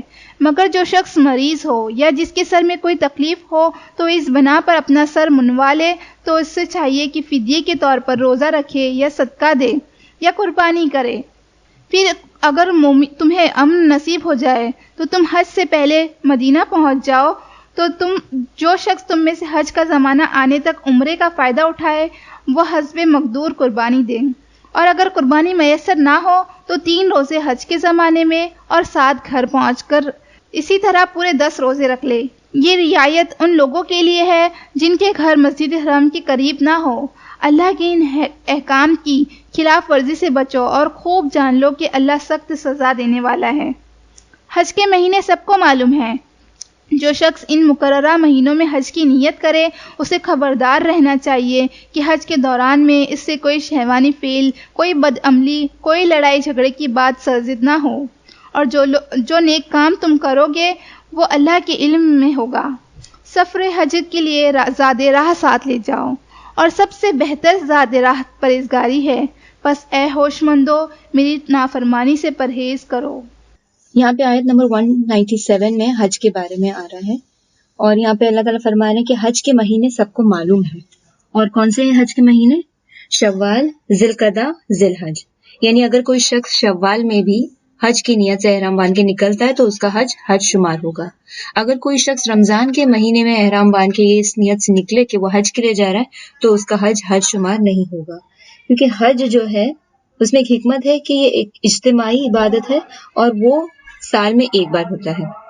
اور کوئی انسان یہ نہیں کہہ سکتا کہ اب میرے پاس مال جمع ہو گیا ہے تو لہٰذا اب میں جاتی ہوں اور میں حج کرتی ہوں. تو کوئی بھی وقت انسان اٹھ کے حج نہیں کر سکتا. حج کا ٹائم فکسڈ ہے. تو جس نے اپنے اوپر لازم کر لیا، جس نے حج کی نیت کر لی، تو اس کو کیا چاہیے کہ وہ جو ہے شوہر بیوی کے تعلق سے رکے رہے اور کوئی گناہ کی بات، غیبت، جھوٹ ان سے سرزد نہ ہو. اب یہاں پہ شوہر بیوی کے جو تعلق ہے صرف اس کی بات نہیں ہو رہی، اس سے پہلے یعنی کہ جو یعنی کہ ایسی کوئی محبت کی بات بھی جو ہے ان سے سرزد نہ ہو، بالکل اجنبی کی طرح وہ لوگ جائیں اور جو ہے اس فریضے کو انجام دے۔ اور یہاں پہ جو بات اللہ تعالیٰ فرما رہے ہیں کہ جب حج پہ جاؤ تو کوئی گناہ کی بات نہیں ہو، کوئی لڑائی، کوئی بحث، کوئی جھگڑا نہ ہو۔ لیکن اگر آپ لوگ میں سے کسی نے حج پہ جا کر ایکسپیرئنس کیا ہو تو انہوں نے دیکھا ہوگا کہ لوگ احرام کی حالت میں ہوتے ہوئے اس چیز کا بالکل بھی خیال نہیں رکھتے کہ وہ اتنی بڑی اہم عبادت کے لیے once in a lifetime opportunity ہوتی ہے بہت سارے لوگوں کے لیے، اور وہ اس چیز کا دھیان بھی نہیں رکھتے کہ اللہ تعالیٰ کا حکم کیا ہے، کہ ہم کو اپنے آپ کو کنٹرول کرنا ہے۔ یہ ساری چیزیں جو ہم نارمل ڈیز میں ہم یوز ٹو ہوتے ہیں کہ جب ہم کو غصہ آیا ہم نے ایکسپریس کر دیا، ہم نے جھوٹ بول دیا، ہم لغویات میں مصروف ہیں، تو یہ ساری چیزیں منع ہیں۔ احرام پہن کر یہ ساری چیزیں کیا ہے؟ منع ہے۔ تو اگر ہم وہاں پر آپ نے ایکسپیرینس کیا ہوگا تو وہاں دیکھیں گے کہ واش روم میں لوگ جھگڑتے ہیں، وضو کی جگہ پہ بحث ہوتی ہے، کھانے کے لیے ہوتا ہے زمزم کی جگہ پہ، اور جو لوگ ہیں وہاں پہ ہر ایک ارکان کے لیے لوگ بحث کرتے ہیں، جس کے پاس جو علم ہے وہ اسی کو صحیح سمجھتا ہے، دوسرے کو غلط، اور اس طرح سے کنفیوژن بھی کریٹ کرتے ہیں۔ تو یہاں بات جس چیز کی طرف آ رہی ہے کہ یہ دیکھیے لائف میں ایک بار اپارچونٹی ملتی ہے تو اس کو پرفیکٹلی کرنا بہت ضروری ہے، اور اس میں جو چیزوں سے منع کیا گیا ہے وہ کیا ہے کہ بحث نہیں کیا جائے، جھگڑا نہیں کیا جائے، غیبت نہیں کیا جائے، اس طرح کی کوئی عمل سرزد نہ ہو۔ تو بات یہ ہے کہ حج ہو جدال فری ہو، جھگڑا نہ ہو، کوئی گناہ نہیں ہو، اور ہم کو یہ دیکھنا ہے کہ ہم جو ہے اس چیز کو صحیح طریقے سے ادا کرتے ہیں۔ اور اللہ تعالیٰ یہاں پہ ایک اور چیز بیان کر رہے ہیں کہ سفر کا سامان لے لیا کرو۔ عبداللہ بن عباس سے روایت ہے کہ اہل یمن حج کے موقع پہ اپنا زادرہ لے کے جاتے تھے، وہ لے کے نہیں جاتے تھے، وہ ایسے ہی نکل جاتے تھے اور یہ سوچتے تھے کہ اللہ کھلائے گا پلائے گا، اور وہاں جا کر دوسروں سے مانگنے لگ جاتے تھے۔ تو یہاں اس چیز سے منع کیا گیا ہے۔ تو اللہ تعالیٰ فرما رہے ہیں کہ بہترین زادرہ کیا ہے؟ تقویٰ ہے۔ تو فوراً دھیان جو ہے بانٹا گیا ہے کہ کچھ لوگ اتنی تیاری کرتے ہیں کہ ان کی پوری توجہ سامان اکٹھا کرنے پر ہوتی ہے، یعنی کہ حج سے پہلے حج کی شاپنگ اسی چیز میں لگ جاتے ہیں۔ تو اللہ تعالیٰ یہاں پر کیا کہہ رہے ہیں کہ بہترین زادرہ کیا ہے؟ تقویٰ ہے۔ اور اللہ تعالیٰ فرما رہے ہیں اور ڈرو مجھ سے عقل والو، کیونکہ تقویٰ کا تعلق کس سے ہوتا ہے؟ عقل سے ہوتا ہے۔ جب تک بندہ اللہ کو پہچانتا نہیں تب تک اس سے محبت نہیں کرتا اور اس سے ڈرتا نہیں۔ تو یہاں پہ ہمارے لیے، ہم سب کے لیے ایک بہت امپورٹنٹ چیز نوٹ کرنے کی ہے کہ اگر اللہ تعالیٰ ہمیں موقع دے حج کا تو ہم کو جدال فری حج کرنا ہے، جھگڑے اور بحث والا حج نہیں کرنا۔ اور اگر حج کے ساتھ ساتھ تم اپنے رب کا فضل بھی تلاش کرتے جاؤ تو اس میں کوئی ذائقہ نہیں۔ پھر جب عرفات میں چلو تو مشعر حرام مزدلفہ کے پاس ٹھہر کر اللہ کو یاد کرو، اس طرح یاد کرو جس کی ہدایت اس نے تمہیں کی ہے، ورنہ اس سے پہلے تو تم لوگ بھٹکے ہوئے تھے۔ پھر جہاں سے اور سب لوگ پلٹتے ہیں وہیں سے تم بھی پلٹو اور اللہ سے معافی چاہو، یقیناً وہ معاف کرنے والا اور رحم کرنے والا ہے۔ پھر جب اپنے حج کے ارکان ادا کر چکو تو جس طرح پہلے اپنے آبا و اجداد کا ذکر کرتے تھے اسی طرح اب اللہ کا ذکر کرو، بلکہ اس سے بھی بڑھ کر، مگر اللہ کو یاد کرنے والے لوگوں میں بہت فرق ہے۔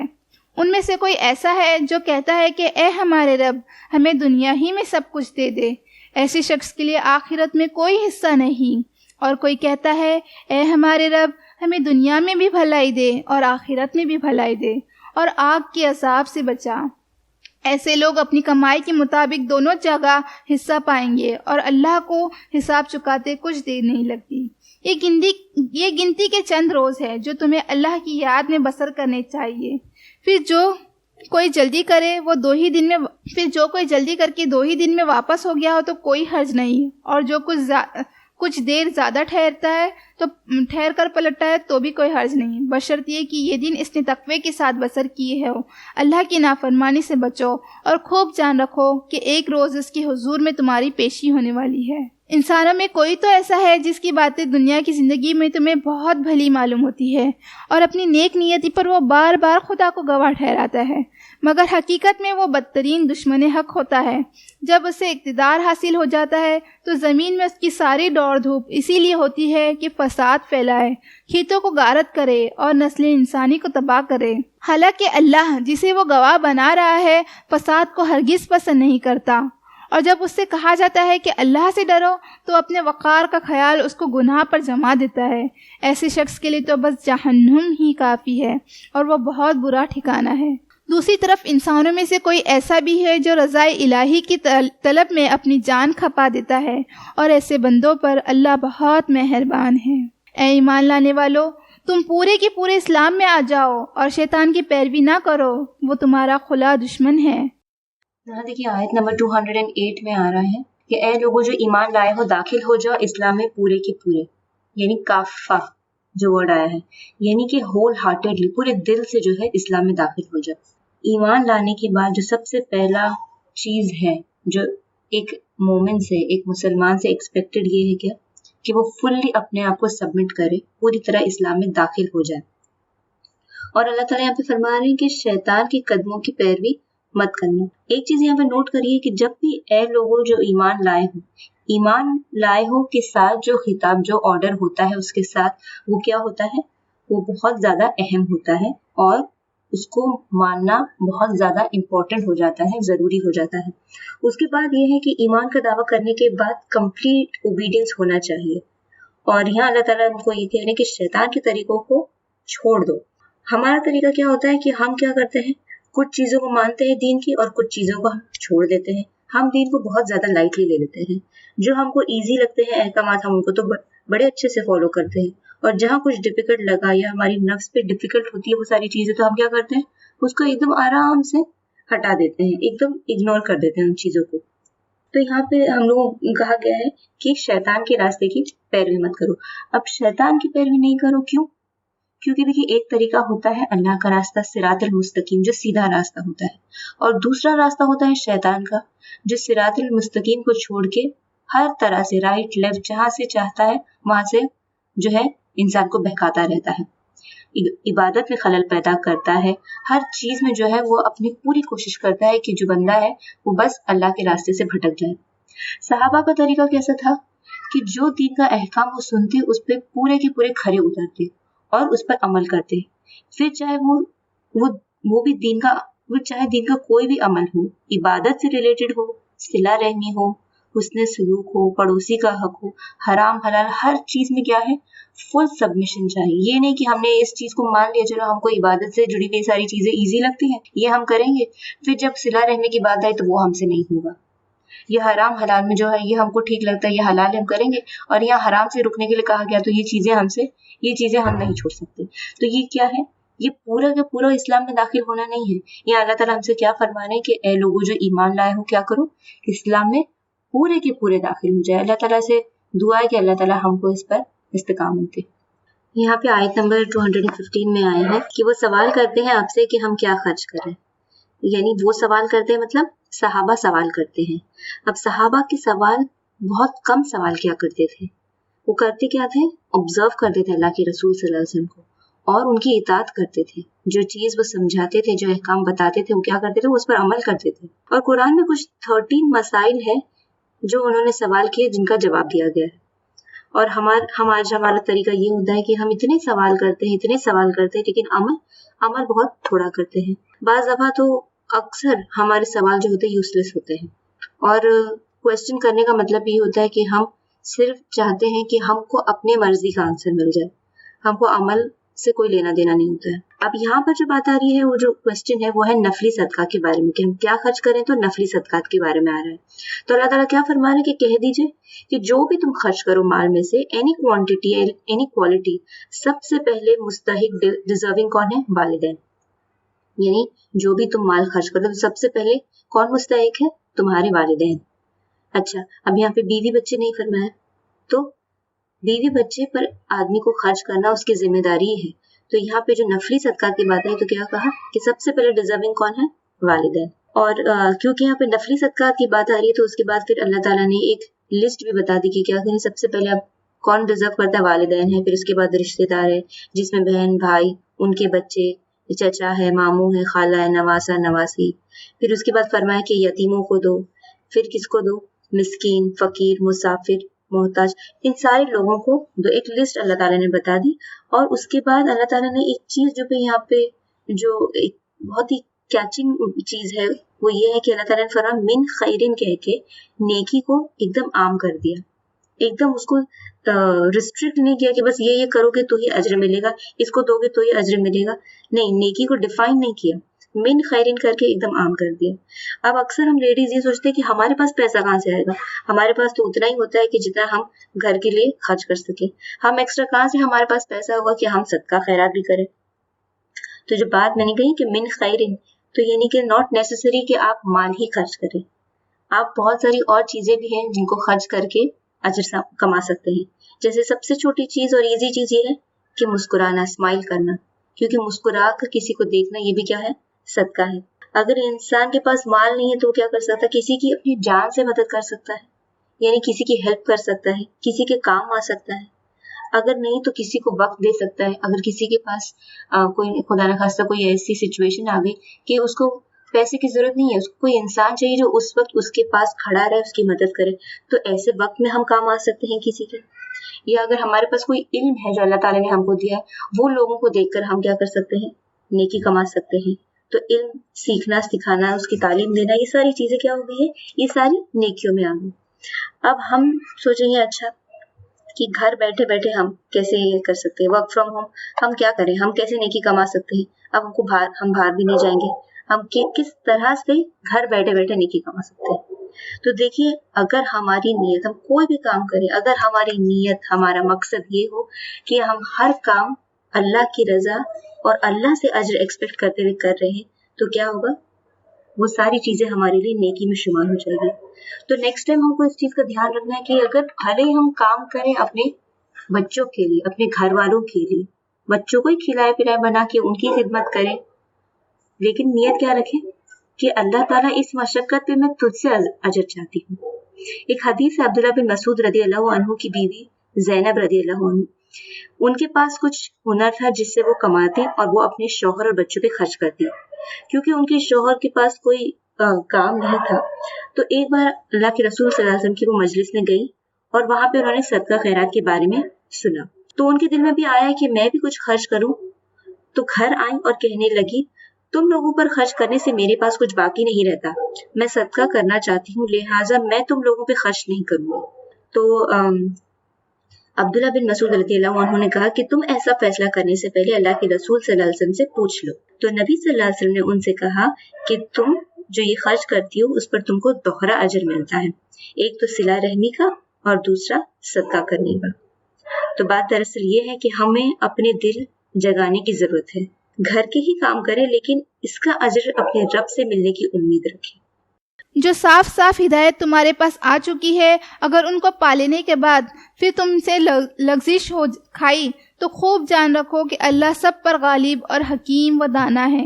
ان ساری نصیحتوں اور ہدایتوں کے بعد بھی لوگ سیدھے نہ ہو تو کیا اب وہ اس کے منتظر ہے کہ اللہ بادلوں کا چتر لگائے، فرشتوں کے پرے ساتھ لیے خود سامنے موجود ہو اور فیصلہ ہی کر ڈالا جائے؟ آخرکار سارے معاملات پیش تو اللہ ہی کے حضور ہونے والے ہیں. بنی اسرائیل سے پوچھو کیسی کھلی کھلی نشانیاں ہم نے انہیں دکھائی ہے، اور پھر یہ بھی انہی سے پوچھ لو کہ اللہ کی نعمت پانے کے بعد جو قوم اس کی شکاوت سے بدلتی ہے اسے اللہ کیسی سخت سزا دیتا ہے. جن لوگوں نے کفر کی راہ اختیار کی ان کے لیے دنیا کی زندگی بڑی محبوب و دل پسند بنا دی گئی ہے.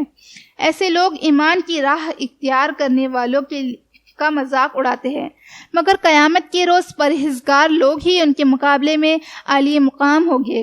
رہا دنیا کا رزق تو اللہ کو اختیار ہے، جسے چاہے بے حساب دے. ابتدا میں سب لوگ ایک ہی طریقہ پر تھے، پھر یہ حالت باقی نہ رہی اور اختلاف رونما ہوا. تب اللہ نے نبی بھیجے جو راست روی پر بشارت دینے والے، کج روی کے نتائج سے ڈرانے والے تھے، اور ان کے ساتھ کتاب برحق نازل کی تاکہ حق کے بارے میں لوگوں کے درمیان جو اختلاف رونما ہو گئے تھے ان کا فیصلہ کرے. اور ان اختلاف کے رونما ہونے کی وجہ یہ نہ تھی کہ ابتدا میں لوگوں کو حق بتایا نہیں گیا تھا، نہیں، اختلاف ان لوگوں نے کیا جنہیں حق کا علم دیا جا چکا تھا۔ انہوں نے روشن ہدایت پا لینے کے بعد محض اس لیے حق کو چھوڑ کر مختلف طریقے نکالے کہ وہ آپس میں زیادتی کرنا چاہتے تھے۔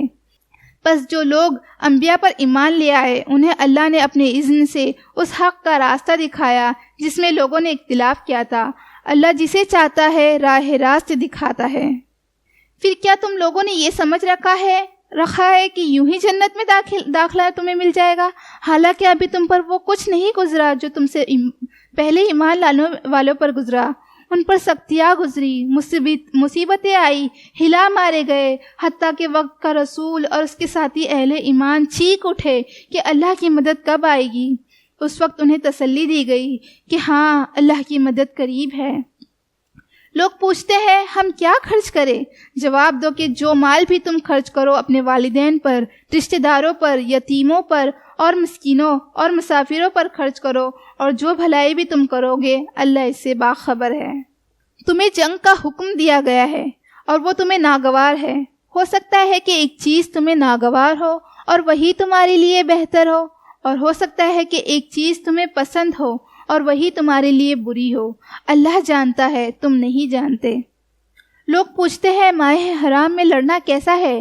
کہو اس میں لڑنا بہت برا ہے، مگر راہ خدا سے لوگوں کو روکنا اور اللہ سے کفر کرنا اور مسجد حرام کا راستہ خدا پرستوں پر بند کرنا اور حرم کے رہنے والوں کو وہاں سے نکالنا اللہ کے نزدیک اس سے بھی زیادہ برا ہے، اور فتنہ خونریزی سے شدید تر ہے۔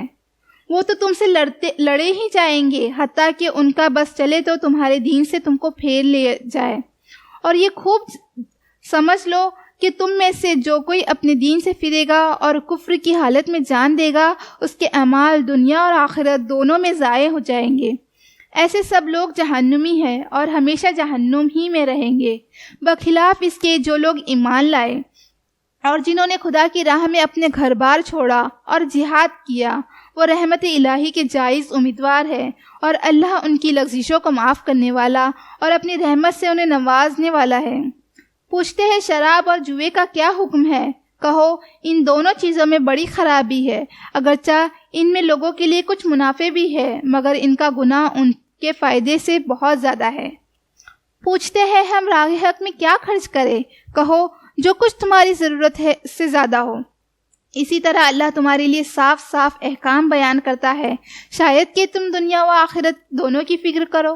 اب یہاں آیت نمبر 219 میں فرمایا گیا ہے کہ وہ آپ سے پوچھتے ہیں شراب اور جوئے کے بارے میں۔ وہ یعنی صحابہ آپ سے سوال کرتے ہیں شراب اور جوئے کے بارے میں۔ تو صحابہ کے سوالات جو ہوتے تھے وہ عمل کرنے کے لیے وہ پوچھتے تھے، صرف علم بڑھانے کے لیے نہیں، عمل کرنے کے لیے۔ تو اللہ تعالیٰ کیا فرما رہے ہیں کہ کہہ دیجئے ان دونوں میں بہت بڑا گناہ ہے اور کچھ فائدے بھی ہیں، یعنی وقتی فائدے جو دنیا میں ہے وہ ہے، مگر کیا ہے ان کے اندر گناہ بھی بہت زیادہ ہے، اور ان کا گناہ ان کے فائدے سے کئی زیادہ ہے۔ اب اگر ہم دیکھیں گے ان دونوں کی چیزوں کو، یعنی اگر ہم شراب کو دیکھ لیں فار ایگزامپل، تو اس میں کیا فائدے ہیں؟ ایک چیز تو یہ ہوتا ہے کہ جو شراب کے بزنس میں ہوتا ہے اس کا کاروبار خوب چمکتا ہے، لوگوں کی یہ ہیبٹ ہوتی ہے، لوگوں کی یہ کیا کہتے ہیں عادت ہوتی ہے، لوگوں کی پسند میں ہوتا ہے، لائف سٹائل میں ہوتا ہے، تو لوگوں کو شراب جو ہے اس کا بزنس کافی چل پڑتا ہے۔ اس کے علاوہ شراب جو ہے، الکوہول جو ہے، بہت ساری چیزوں کی بنانے کے پروسیس میں بھی یوز ہوتا ہے، جیسے کہ میڈیسن وغیرہ میں بھی وہ یوز ہوتا ہے۔ اور اس کے علاوہ اگر ہم جوا کو دیکھیں گے تو جوا میں کیا ایڈوانٹیج ہوتا ہے، کیا فائدے ہوتے ہیں؟ ایک یہ ہے کہ جو انسان جوا میں اپنے مال کو لگاتا ہے، ایک چیز ہوتا ہے کہ وہ سب سے پہلے تو رسک پہ ہوتا ہے، لیکن فائدہ اس میں تبھی ہوتا ہے جب انسان جوئے میں جیت جاتا ہے۔ اگر وہ جیت جاتا ہے تو وہ انسٹنٹ منی کما سکتا ہے۔ یہ تو ہوگا ان کے فائدے کی بات۔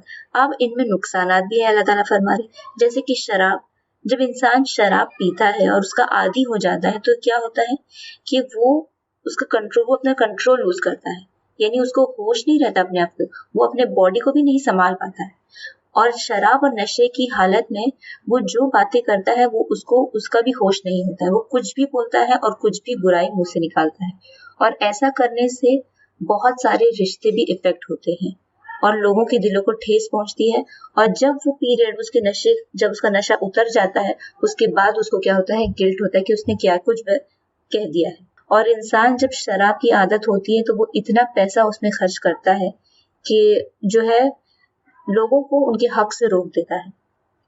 اب اگر ہم جوئے کا نقصان دیکھیں گے تو سب سے بڑا نقصان یہ ہے کہ جوا سراسر ویسٹ آف ٹائم ہے. اگر ایسے لوگوں کو بھی دیکھا ہوگا جن کو اس کی لت لگی ہوئی ہے، وہ پورا پورا دن پڑے رہتے ہیں ایسی جگہ پہ اور اپنی قسمت کو، اپنے لک کو آزماتے رہتے ہیں. اور کبھی کوئی انسان اس کھیل میں جیت جاتا ہے تو کیا ہوتا ہے، جو باقی لوگ اس کے سامنے ہار گئے ہیں وہ اسے نفرت کرنے لگتے ہیں. اسی طرح لوگ جب دیکھتے ہیں کہ ان کا مال کسی اور کے پاس جا رہا ہے تو ایک دوسرے کی جان لینے کے خیالات بھی لوگوں میں آتے ہیں. اسی طرح شراب میں بھی یہ ہوتا ہے کہ انسان جب بہت زیادہ ڈپریشن میں چلا جاتا ہے، اس کو کچھ نہیں ہوتا ہے، کچھ ہوش نہیں رہتا، تو کیا ہے، سوسائڈ، مرڈر، یہ ساری برائیوں کے بھی پھر راستے کھل جاتے ہیں. اب یہ دونوں جو چیزیں تھی، یہ جو چیزیں ہیں، یہ ہیبٹ فارمنگ ہے. لوگوں کو اس کی عادت ہو جاتی ہے، لت لگ جاتی ہے اور انسان اس کی برائی میں برباد ہو جاتا ہے. اور عربوں کی یہ لائف سٹائل کا ایک حصہ تھا. شراب اور جوا ان کی لائف سٹائل میں تھا، یعنی یہ چیزیں بہت کامن تھی ان کے اندر. تو اللہ نے بھی اچانک ایک دم سے اس پر بین نہیں لگایا، بلکہ سٹیجز میں سمجھاتے ہوئے اس پر روک لگائی، لوگوں کو سمجھاتے ہوئے کہ اس میں فائدہ تو ہے، تمہیں فائدہ نظر آتا ہے، مگر اس میں کیا ہے، اس میں تمہارے لیے نقصان بھی بہت ہے، بہت زیادہ. پوچھتے ہیں یتیموں کے ساتھ کیا معاملہ کیا جائے؟ کہو جس طرز عمل میں ان کے لیے بھلائی ہو وہی اختیار کرنا بہتر ہے. اگر تم اپنا اور ان کا خرچ اور رہنا سہنا مشترک رکھو تو اس میں کوئی مذائقہ نہیں، آخر وہ تمہارے بھائی بند تو ہے. برائی کرنے والے اور بھلائی کرنے والے دونوں کا حال اللہ پر روشن ہے. اللہ چاہتا تو اس معاملے میں تم پر سختی کرتا، مگر وہ صاحب اختیار ہے کہ صاحب اختیار کے ساتھ صاحب حکمت بھی ہے. تم مشرک عورتوں سے ہرگز نکاح نہ کرنا جب تک کہ وہ ایمان نہ لے آئے. ایک مومن لونڈی مشرک شریف زادی سے بہتر ہے، اگرچہ وہ تمہیں پسند ہو. اور اپنی عورتوں کا نکاح مشرک مردوں سے کبھی نہ کرنا جب تک کہ وہ ایمان نہ لائے. ایک مومن غلام مشرک شریف سے بہتر ہے، اگرچہ وہ تمہیں بہت پسند ہو. یہ لوگ تمہیں آگ کی طرف بلاتے ہیں اور اللہ اپنے اذن سے تم کو جنت اور مغفرت کی طرف بلاتا ہے اور اپنے احکام واضح طور پر لوگوں کے سامنے بیان کرتا ہے. توقع ہے کہ وہ سبق لیں گے اور نصیحت قبول کریں گے. یہاں پر آیت نمبر 221 میں اللہ تعالیٰ فرما رہے ہیں تم مشرک عورتوں سے ہرگز نکاح نہ کرنا حتیٰ کہ وہ کیا کر لے، ایمان لے آئے. اب یہاں پہ کچھ فیملی لائف ریلیٹڈ احکامات ہیں.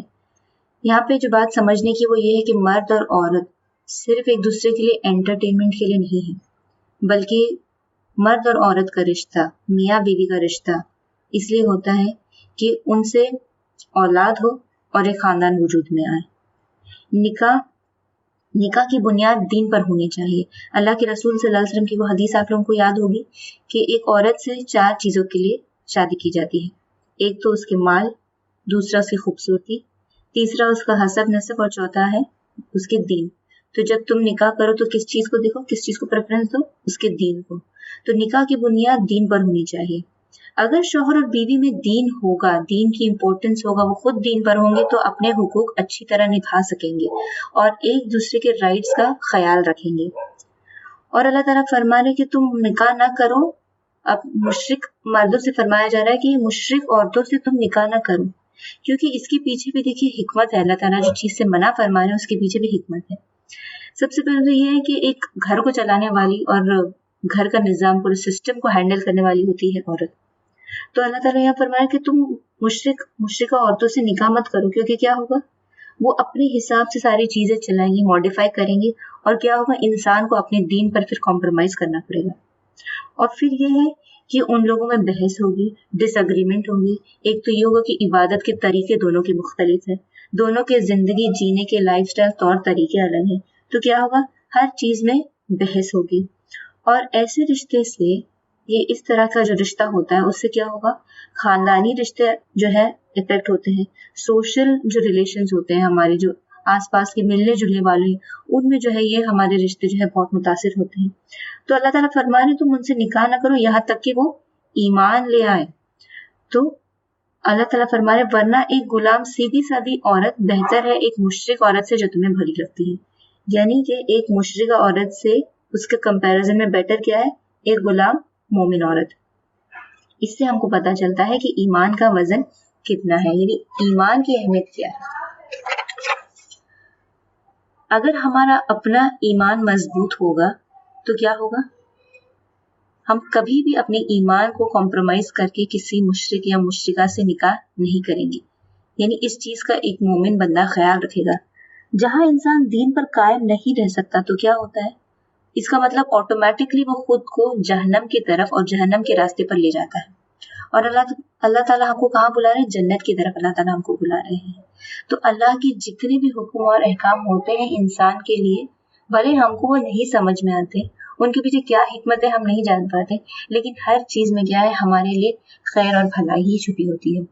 پوچھتے ہیں حیض کا کیا حکم ہے؟ کہو وہ ایک گندگی کی حالت ہے، اس میں عورتوں سے الگ رہو اور ان کے قریب نہ جاؤ جب تک کہ وہ پاک صاف نہ ہو جائے، پھر جب وہ پاک ہو جائے تو ان کے پاس جاؤ اس طرح جیسا کہ اللہ نے تم کو حکم دیا، اور اللہ ان لوگوں کو پسند کرتا ہے جو بدی سے باز رہتے ہیں اور پاکیزگی اختیار کرتے ہیں۔ تمہاری عورتیں تمہاری کھیتیاں ہیں، تمہیں اختیار ہے جس طرح چاہو اپنی کھیتی میں جاؤ، مگر اپنے مستقبل کی فکر کرو اور اللہ کی ناراضگی سے بچو۔ خوب جان لو کہ تمہیں ایک دن اس سے ملنا ہے، اور اے نبی صلی اللہ علیہ وسلم جو تمہاری ہدایت کو مان لے انہیں فلاح و سعادت کی خوشخبری دے دو۔ یہاں پہ آیت نمبر 223 میں اللہ تعالیٰ فرما رہے ہیں کہ تمہاری عورتیں تمہاری کھیتیاں ہیں۔ اب اس پر اکثر عورتیں ناراض ہو جاتی ہیں کہ بھائی ہمیں تو کھیت کہہ دیا، یہ بھی کوئی بات ہوئی کہ ہم کو کھیت کہہ دیا؟ تو دراصل بات یہ ہے کہ ہم سمجھ نہیں رہے کہ اللہ تعالیٰ یہاں پہ کیا بیان کر رہے ہیں۔ کھیتی کی امپورٹنس کیا ہے ہم جانتے ہیں؟ کھیتی کی امپورٹنس کیا ہوتی ہے وہ ایک کسان ہی جانتا ہے۔ اب جانتے ہیں زمین کے لیے جھگڑے ہو جاتے ہیں، جیسے زمین میں بیج بو کر کسان کیا کرتا ہے؟ فصل اگاتا ہے، پلانٹس آتے ہیں، پھر جو اسے فصل آتی ہے اس سے کیا ہوتا ہے؟ وہ اپنی دنیا حاصل کرتا ہے، دنیا کماتا ہے۔ اسی طرح عورتوں کو کھیت کہہ کر کمپیئر کر کے اللہ تعالیٰ یہ بات سمجھانا چاہ رہے ہیں کہ تمہاری عورتیں جو تمہاری کھیتیاں ہیں وہ کیا ہے؟ وہ تمہاری نسل کو آگے بڑھانے کا ذریعہ ہے، اور جو تمہاری اولاد ہوگی وہ کیا ہے؟ تمہاری دنیا کی بھی کمائی ہے اور آخرت کی بھی کمائی ہے۔ آخرت کی کمائی کیسے؟ کہ اگر اولاد نیک ہوگی تو وہ ہمارے لیے آخرت میں کیا ہوگی؟ صدقہ جاریہ بنے گی۔ تو اللہ اس ایگزامپل سے عورتوں کو حقیر نہیں کہہ رہے بلکہ ان کی امپورٹنس بتا رہے ہیں کہ جس طرح ایک کھیت یوزفل ہوتا ہے اور بہت زیادہ یوزفل ہوتا ہے، اسی طرح عورت کی بھی ایک بہت امپورٹنٹ رول پلے کرتی ہے، عورت نسل کو لیڈ کرنے کے لیے، ایک جنریشن کو بلڈ کرنے کے لیے۔ اللہ کے نام کو ایسی قسمیں کھانے کے لیے استعمال نہ کرو جن سے مقصود نیکی اور تقوی اور بندگان خدا کی بھلائی کے کاموں سے باز رہنا ہو۔ اللہ تمہاری ساری باتیں سن رہا ہے اور سب کچھ جانتا ہے۔ جو بے معنی قسمیں تم بلا ارادہ کھا لیا کرتے ہو ان پر اللہ گرفت نہیں کرتا، مگر جو قسمیں تم سچے دل سے کھاتے ہو ان کی باس پرس وہ ضرور کرے گا۔ اللہ بہت درگزر کرنے والا اور بردبار ہے۔ جو لوگ اپنی عورتوں سے تعلق نہ رکھنے کی قسم کھا بیٹھے ہیں ان کے لیے 4 مہینے کی مہلت ہے۔ اگر انہوں نے رجوع کر لیا تو اللہ معاف کرنے والا اور رحیم ہے، اور اگر انہوں نے طلاق ہی کی ٹھان لی تو جانے رہے کہ اللہ سب کچھ سننے والا اور جاننے والا ہے۔ جن عورتوں کو طلاق دی گئی وہ 3 مرتبہ ایام ماہواری آنے تک اپنے آپ کو روکے رکھے، اور ان کے لیے جائز نہیں کہ اللہ نے ان کے رحم میں جو کچھ خلق فرمایا ہوا اسے چھپائے۔ انہیں ہرگز ایسا نہیں کرنا چاہیے۔ اگر وہ اللہ اور روز آخرت پر ایمان رکھتی ہو، ان کے شوہر تعلقات درست کر لینے پر آمادہ ہو تو اس عدت کے دوران میں انہیں پھر اپنی جوزیت میں واپس لینے کا حقدار ہے۔ عورتوں کے لیے بھی معروف طریقے ہیں، ویسے ہی حقوق ہے جیسے مردوں کے حقوق ان پر ہے، البتہ مردوں کو ان پر ایک درجہ حاصل ہے، اور سب پر اللہ غالب، اقتدار رکھنے والا اور حکیم و دانا موجود ہے۔ طلاق 2 بار ہے، پھر یا تو سیدھی طرح عورتوں کو روک لیا جائے یا بھلی طریقے سے اس کو رخصت کر دیا جائے، اور رخصت کرتے ہوئے ایسا کرنا تمہارے لیے جائز نہیں ہے کہ جو کچھ تم انہیں دے چکے ہو ان میں سے کچھ واپس لے لو۔ البتہ یہ صورت متشنہ ہے کہ جوزین کو اللہ کی حدود پر قائم نہ رہ سکنے کا اندیشہ ہو۔ ایسی صورت میں اگر تمہیں یہ خوف ہو کہ دونوں حدود الہی پر قائم نہ رہیں گے تو ان دونوں کے درمیان یہ معاملہ ہو جانے میں مذائقہ نہیں کہ عورت اپنے شوہر کو کچھ معاوضہ دے کر علیحدگی حاصل کر لے۔ یہ اللہ کی مقررہ کردہ حدود ہے، ان سے تجاوز نہ کرو، اور جو لوگ حدود الہی سے تجاوز کریں گے وہی ظالم ہے۔ یہاں پہ آیت نمبر 229 میں آ رہا ہے کہ الطلاق مرتان، طلاق 2 بار ہے۔ ہم تو اکثر سنتے ہیں کہ طلاق طلاق طلاق، 3 طلاق، ٹرپل طلاق، یہی ہم سنتے رہتے ہیں۔ تو یہ طلاق 2 بار ہے، اس کا کیا مطلب؟ حضرت عائشہ رضی اللہ فرماتی ہیں کہ دور جاہلیت میں 100 سے زیادہ دفعہ طلاق دیا جاتا، عدت ختم ہونے سے پہلے رجوع کر لیتے، اس طرح نہ وہ آزاد ہو پاتی نہ خوشی سے بیوی رہ پاتی۔ اسلام نے آ کر ایک حد قائم کر دی۔ ایک اور حدیث میں آتا ہے کہ ایک دفعہ ایک شخص نے اپنی عورت سے کہا کہ نہ تجھے رکھوں گا نہ بساؤں گا۔ اس عورت نے حضرت عائشہ رضی اللہ عنہا سے یہ بات بتائی، وہ خاموش ہو گئی۔ پھر اللہ کے رسول صلی اللہ علیہ وسلم آئے، انہیں یہ بات پتہ چلی اور وہ بھی خاموش ہو گئے، حتیٰ کہ یہ آیت نازل ہوئی۔ اس سے دور جاہلیت کی جو ظالمانہ روش تھی وہ ختم کی گئی، اور کسی بھی مرد کو یہ لامحدود حق حاصل نہیں دیا گیا کہ وہ طلاق دیتا چلا جائے کھیلنے کے لیے۔ اب یہاں پہ جو بات آئی ہے کہ الطلاق مرتان، طلاق 2 بار ہے، اس کے لیے ہم کو طلاق کا پروسیجر سمجھنا ہوگا کہ طلاق ہوتا کیا ہے، اس کا طریقہ کیا ہے۔ طلاق کا طریقہ یہ ہے کہ مرد حالت طہر میں غسل سے پاک ہونے کے بعد جب تعلق نہیں ہوا ہو تو شوہر ایک طلاق دے سکتا ہے۔ اب اس عورت کی عدت شروع ہو جائے گی اور وہ شوہر کے گھر میں ہی رہے گی۔ اس سے آپ کو پتہ چل رہا ہے کیا اس بات سے کیا مطلب بن رہا ہے؟ اس سے یہ مطلب بن رہا ہے کہ مرد کبھی بھی ایسے ہی رینڈملی طلاق نہیں دے سکتا ہے۔ جب اس کے ذہن میں آیا، جب اس کا دل چاہا، اپنی مرضی سے کبھی بھی وہ رینڈملی طلاق نہیں دے سکتا ہے۔ اس کے لیے کنڈیشن کیا ہے کہ وہ غسل سے پاک ہونے کے بعد اور میاں بیوی کے تعلق سے پہلے اسے طلاق دینا ہے۔ تو اس کا مطلب یہ ہے کہ شوہر کو طلاق دینا ہے تو اس کو طلاق پلان کرنا ہوگا، اس کو اس کی ڈیٹ پلان کرنی ہوگی، ٹھیک اسی طرح سے جیسے ایک آدمی یا کوئی بھی انسان اپنے شادی کی ڈیٹ، نکاح کی ڈیٹ فکس کرتا ہے۔ اب جب ایک طلاق دے دی اس کے بعد پھر اس کی عدت شروع ہو جائے گی، اور عدت کیا ہے؟ 3 حیض ہے۔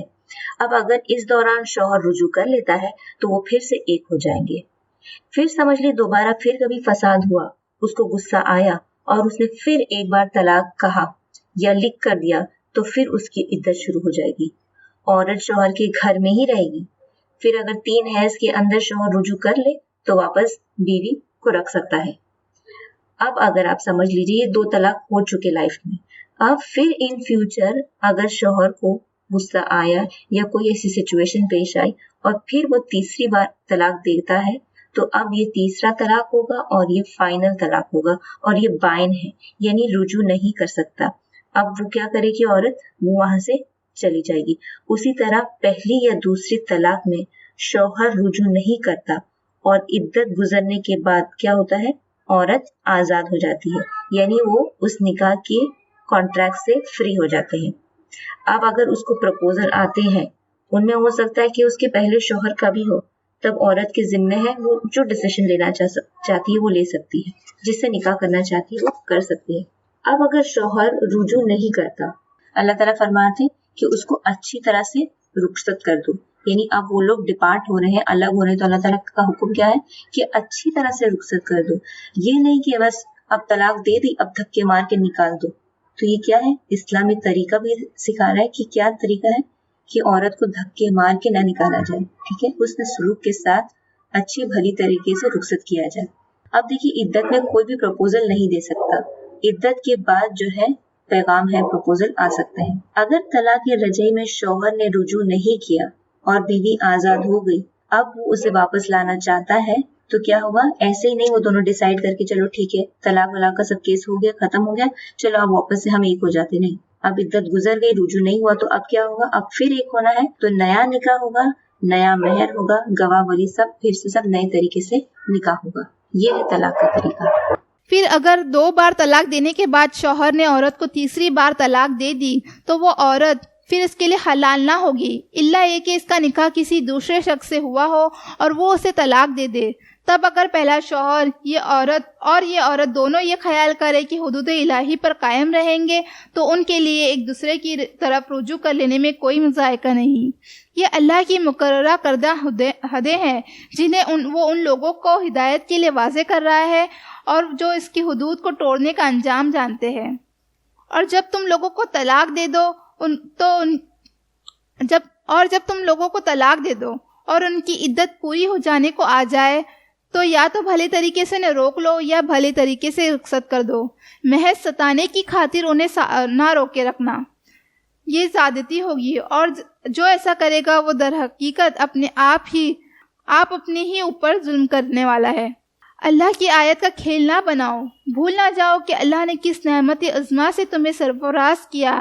وہ تمہیں نصیحت کرتا ہے کہ جو کتاب اور حکمت اس نے تم پر نازل کی ہے اس کا احترام ملحوظ رکھو اور اللہ سے ڈرو اور خوب جان لو کہ اللہ کو ہر بات کی خبر ہے. جب تم اپنی عورتوں کو طلاق دے چکے ہو اور وہ اپنی عدت پوری کر لے اور پھر اس میں معنی نہ ہو کہ وہ اپنے زیر تجویز شوہروں سے نکاح کر لے جبکہ وہ معروف طریقے سے باہم مناکحت پر راضی ہو، تو تمہیں نصیحت کی جاتی ہے کہ ایسی حرکت ہرگز نہ کرنا. اگر تم اللہ اور روز آخرت پر ایمان لانے والے ہو اور تمہارے لیے شائستہ اور پاکیزہ طریقہ یہی ہے کہ اس سے باز رہو. اللہ جانتا ہے اور تم نہیں جانتے. جو باپ چاہتے ہو کہ ان کی اولاد پوری مدت رضاعت تک دودھ پیے تو مائیں اپنے بچوں کو کامل 2 سال دودھ پلائے. اس صورت میں بچے کے باپ کو معروف طریقے سے انہیں کھانا کپڑا دینا ہوگا، مگر کسی پر اس کی وسعت سے زیادہ بڑھ کر بار نہ ڈالنا چاہیے. نہ تو ماں کو اس کی وجہ سے تکلیف میں ڈالا جائے کہ بچہ اس کا ہے، اور نہ باپ ہی کو اس وجہ سے تنگ کیا جائے کہ بچہ اس کا ہے. دونوں دودھ پلانے والی کا یہ حق جیسا بچے کے باپ پر ہے ویسے ہی اس کے وارث پر بھی ہے. لیکن اگر فریقین باہمی رضامندی اور مشورے سے دودھ چھڑانا چاہے تو ایسا کرنے میں کوئی مذائقہ نہیں. اگر تمہارا خیال اپنی اولاد کو کسی غیر عورت سے دودھ پلوانے کا ہو تو اس میں بھی کوئی حرج نہیں، بشرط یہ کہ اس کا جو کچھ معاوضہ طے کرو وہ معروف طریقے پر ادا کرو. اللہ سے ڈرو اور جان رکھو کہ جو کچھ تم کرتے ہو سب اللہ کی نظر میں ہے. تم میں سے جو لوگ مر جائے ان کے پیچھے اگر ان کی بیویاں زندہ ہو تو وہ اپنے آپ کو 4 مہینے 10 دن روکے رہے. پھر جب ان کی عدت پوری ہو جائے تو انہیں اختیار ہے کہ اپنے ذات کے معاملے میں معروف طریقے سے جو چاہے کرے. تم پر اس کی کوئی ذمہ داری نہیں. اللہ تم سب کے اعمال سے باخبر ہے. یہ آیت نمبر 234 میں آیا ہے کہ اور وہ لوگ جو فوت ہو جائیں اور چھوڑ جائیں بیویاں، یعنی اپنی جن عورتوں کے شوہر فوت ہو جائیں، یعنی کہ ہسبینڈ کے وفات کے بعد جو عدت ہوتی ہے اس کا ذکر آ رہا ہے. اور وہ عدت کتنی ہوتی ہے؟ 4 مہینہ 10 دن. یہاں پہ ایک چیز نوٹ کرنی ہے کہ خواہ رخصتی ہوئی ہو یا نہیں ہوئی ہو، جس بھی عورت کے شوہر کا انتقال ہو جائے تو وہ دوسرا نکاح نہیں کرے گی، بلکہ دوسرا نکاح کرنے سے پہلے 4 مہینہ 10 دن کی عدت گزارے گی، اپنے آپ کو دوسرا نکاح کرنے سے روکے رکھے گی. اور اس پیریڈ کا یعنی اتنا لانگ پیریڈ دینے کے پیچھے ایک مقصد بھی ہے. ایک تو یہ ہے کہ شوہر کی وفات یعنی شوہر کا لاس جو ہے، اس کی جو یہ کمی ہے اسے دور کرنے کے لیے وقت لگتا ہے. یہ صدمہ ہوتا ہے عورت کے لیے، اور اس چیز کو بھولنا، اس سے باہر نکلنے کے لیے عورت کو وقت لگتا ہے. اگر اس کا دوسرا نکاح، اس کی شادی اسی پیریڈ کے اندر کر دی جائے تو کیا ہوگا؟ ایک تو وہ اپنے غم سے باہر بھی نہیں آئی ہوتی ہے، اور وہ نئے رشتے میں اس کو باندھ دیا جاتا ہے تو وہ نئے رشتے کے ساتھ بھی کیا ہے جسٹس نہیں کر پاتی ہے. اور 4 مہینہ 10 دن کے پیچھے ایک حکمت بھی یہ ہوتی ہے کہ جتنے بھی دوسرے دنیاوی معاملات ہیں، پیسے سے جڑے ہوئے جتنے معاملات ہیں جو شوہر سے جڑے ہوئے تھے، بینک کو لے لیجیے، وراثت کو لے لیجیے، یہ جو بھی چیزیں وراثت کی تقسیم ہے اور کاغذات کے جتنے معاملات ہیں وہ سب کچھ سارٹ آؤٹ ہونے کے لیے وقت لگتا ہے. تو اس بیچ میں کیا ہے، ایک تو یہ بھی چیز ہے کہ یہ ساری چیزوں کو بھی ہینڈل کرنا ہوتا ہے، اور یہ کہ عورت خود ایک غم کے سٹیج میں ہوتی ہے. اور روکے رکھو اپنے آپ کو سے مطلب صرف یہ نہیں کہ نکاح سے اپنے آپ کو روکے رکھو، بلکہ اس سے یہ بھی مطلب ہے کہ زیور زینت سے بھی منع کیا گیا اس دوران. خوشبو، زیور جو ہے، بالوں کی آرائش، یہ ساری چیزیں جو ہے دور جاہلیت میں بھی عورتوں کو ان ساری چیزوں سے منع کیا جاتا تھا کہ وہ یہ ساری چیزیں نہیں کریں. اور گھر سے نکلنے کے لیے بھی جو ہے بات ہے، اس میں بھی اختلاف ہے.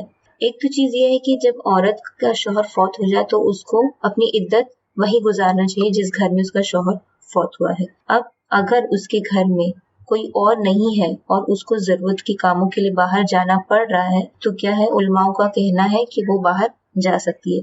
مثال کے طور پہ بینک کا کام ہے، ڈاکٹر کا کام ہے، یا چھوٹے بچے ہیں جن کو دیکھنے والا اور کوئی نہیں ہے، ان کو اسکول لے جانا چھوڑنا ہے، تو کیا ہے ایسے چیزوں میں بھی وہ کر سکتی ہے۔ لیکن عورت کو کیا ہے، اپنے آپ کو روکے رکھنا ہے، اس عدت کو جو ہے، جو عدت جو پیریڈ دی گئی ہے اس کو کیا کرنا ہے، عورت کو فالو کرنا ہے اور اپنے آپ کو شوہر کے حق میں جو ہے روکے رکھنا ہے۔ زمانہ عدت میں خواہ تم ان بیوہ عورتوں کے ساتھ منگنی کا ارادہ شار کنایا میں ظاہر کرو، خواہ دل میں چھپائے رکھو، دونوں صورتوں میں کوئی مذائقہ نہیں۔